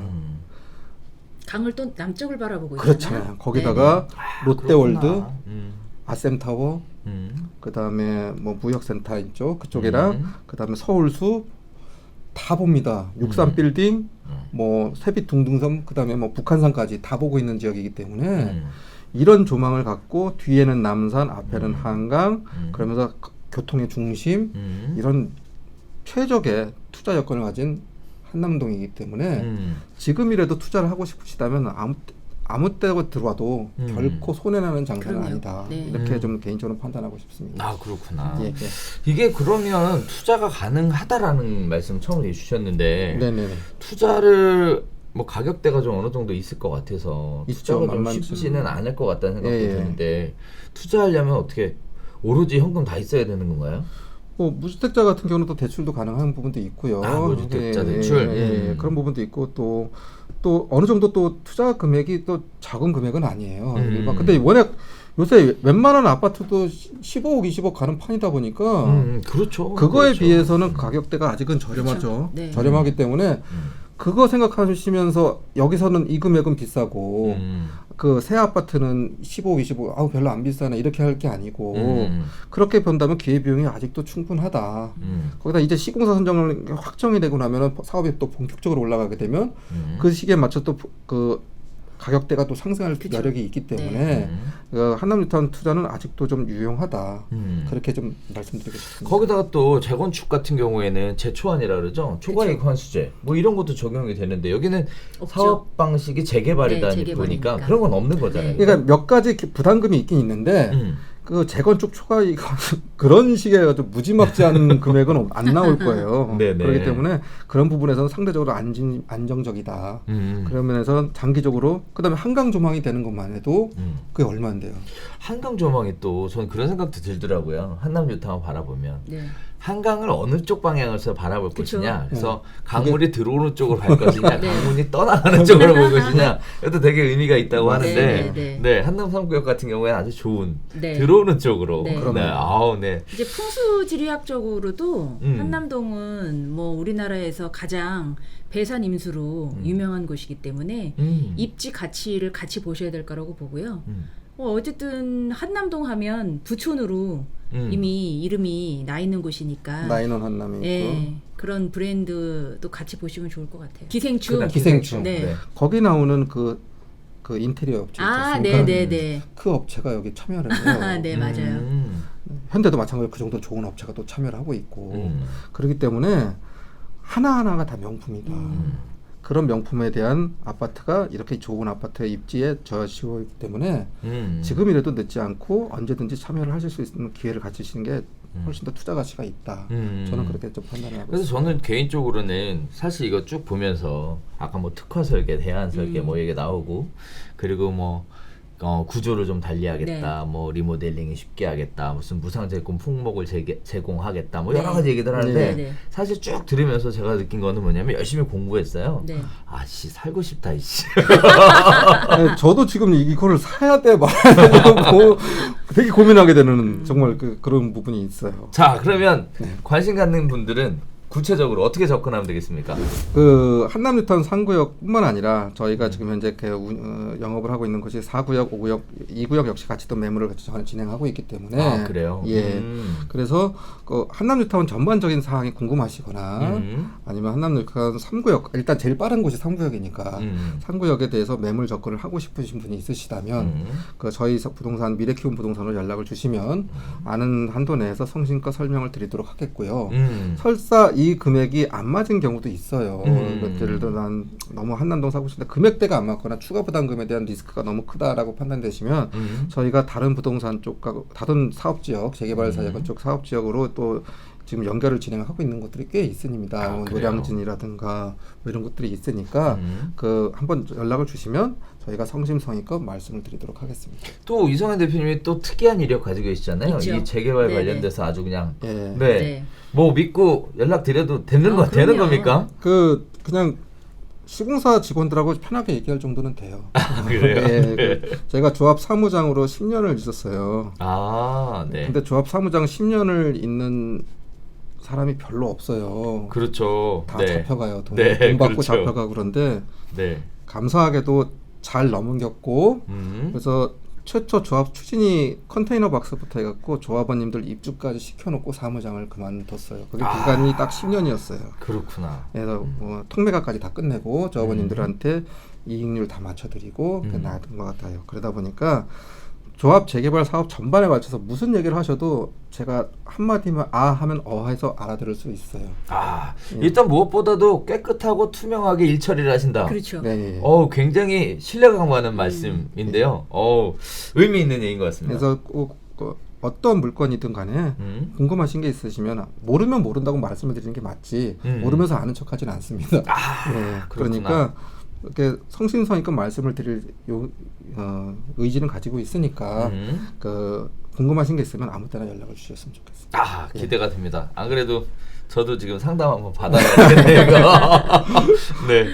자, 지금까지 별별 지역 특별한 분들 모시고 한남 3구역 이야기를 쭉 나눠봤는데 우리 미래키움 부동산 우리 두 대표님들 네. 함께하게 돼서 너무너무 반갑고 고맙습니다. 귀한 시간 내주셔서 너무 네, 감사드립니다. 네. 아마 이 방송 보시는 시청자분들 중에 특히 투자에 관심 있는 분들은 네. 아 요렇게 바라보는 거구나, 아 이렇게 영향을 미치구나. 또 한편으로는 아 이거 시공사 선정되면 가격도 올라가는 거 아니야? 뭐 이런 생각을 네. 하실 수도 있을 것 같고, 또 조합원님들 입장에서는 아 내가 도대체 누굴 뽑아야 되지? 라는 부분에 있어서 뭔가 나름대로의 판단 기준이 분명히 생긴 것 같아요. 네. 뭐 소프트하게 갈 거냐, 하드하게 갈 네, 거냐, 네. 현금을 우선시할 거냐, 뭐 여러 가지 조건들이 있어서 각자 선호하는 부분들이 좀 네. 있지 않을까라고 생각이 됩니다.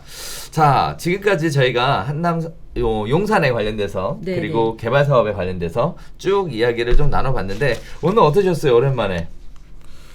정말 저는 오랜만에 나오지 않습니다. 그러니까요. 그러니까 네. 잘 안 나오는 사람이고 제가 이렇게 얘기를 하다 보니까 되게 어색해요. 네. 어색하고 좀 그래도 알고 있는 거를 조금이나마, 그리고 한남동이 얼마나 가치 있는 명품 단지가 되는지, 그리고 명품 단지가 되기 위한 자재들을 얼마나 좋은 걸 쓰는지 가이드라인을 좀 만들어 드리고 싶었어요. 그래야 다른 재개발 지역에서도 야 우리도 한남동 같은 이런 자재 써줘, 왜 대리석을 써야 되고 왜 국도리를 이걸로 해야 되고 이런 것들을 알아야 좀 뭐 방수를 위해서 뭘 해야 되고 이런 것들을 알아야 쓸 거 아니에요. 그냥 시공사가 제공하니까 쓰는 걸로 했다가 다 명품이 아니거든요. 그렇죠, 그렇죠. 예, 그래서 한남동에 지어지는 이런 것들이 어떤 재개발, 재건축, 재개발 특히나 아파트 단지에 가이드라인이 될 수 있는 그런 게 좀 설명을 드리고 싶은 기회가 됐을 것 같아서 꼭 얘기하고 싶었습니다. 아, 네. 예. 그거 저도 보면서 집을 보는 눈 이런 것들이 좀 한참 올라가는 네. 그런 느낌 받았는데요. 부동산 투자 가치가 연일 상한가를 갱신하고 있는 용산. 용산 중에서도 가장 뜨겁게 핫 이슈를 받고 있는 한남 3구역. 네. 한남 3구역 안에서도 늘 언제나 그렇지만 시공사 선정 완전 네, 네. 핫 그렇죠. 이슈 중에 네. 핫 맞습니다. 이슈인데, 네. 자, 오늘 한남 3구역의 시공사 선정과 관련돼서 지금 대표님들과 함께 이야기 나눠봤습니다. 네네. 네, 조 대표님은 자주 뵈니까. 네. 네. 그래도 한 말씀 드려야 되겠죠? 그러니까요. 네. 이런 기회를 통해서 많은 분들이 용산과 또 한남 3구역에 대해서 정보를 많이 알고 계셨다는 것도 감사드리고요. 또 이런 자리를 제공해 주신 또 네오비 아카데미 교수님을 통해서 감사 말씀드리면서 네오비 TV의 구독과 좋아요도 항상 부탁드립니다.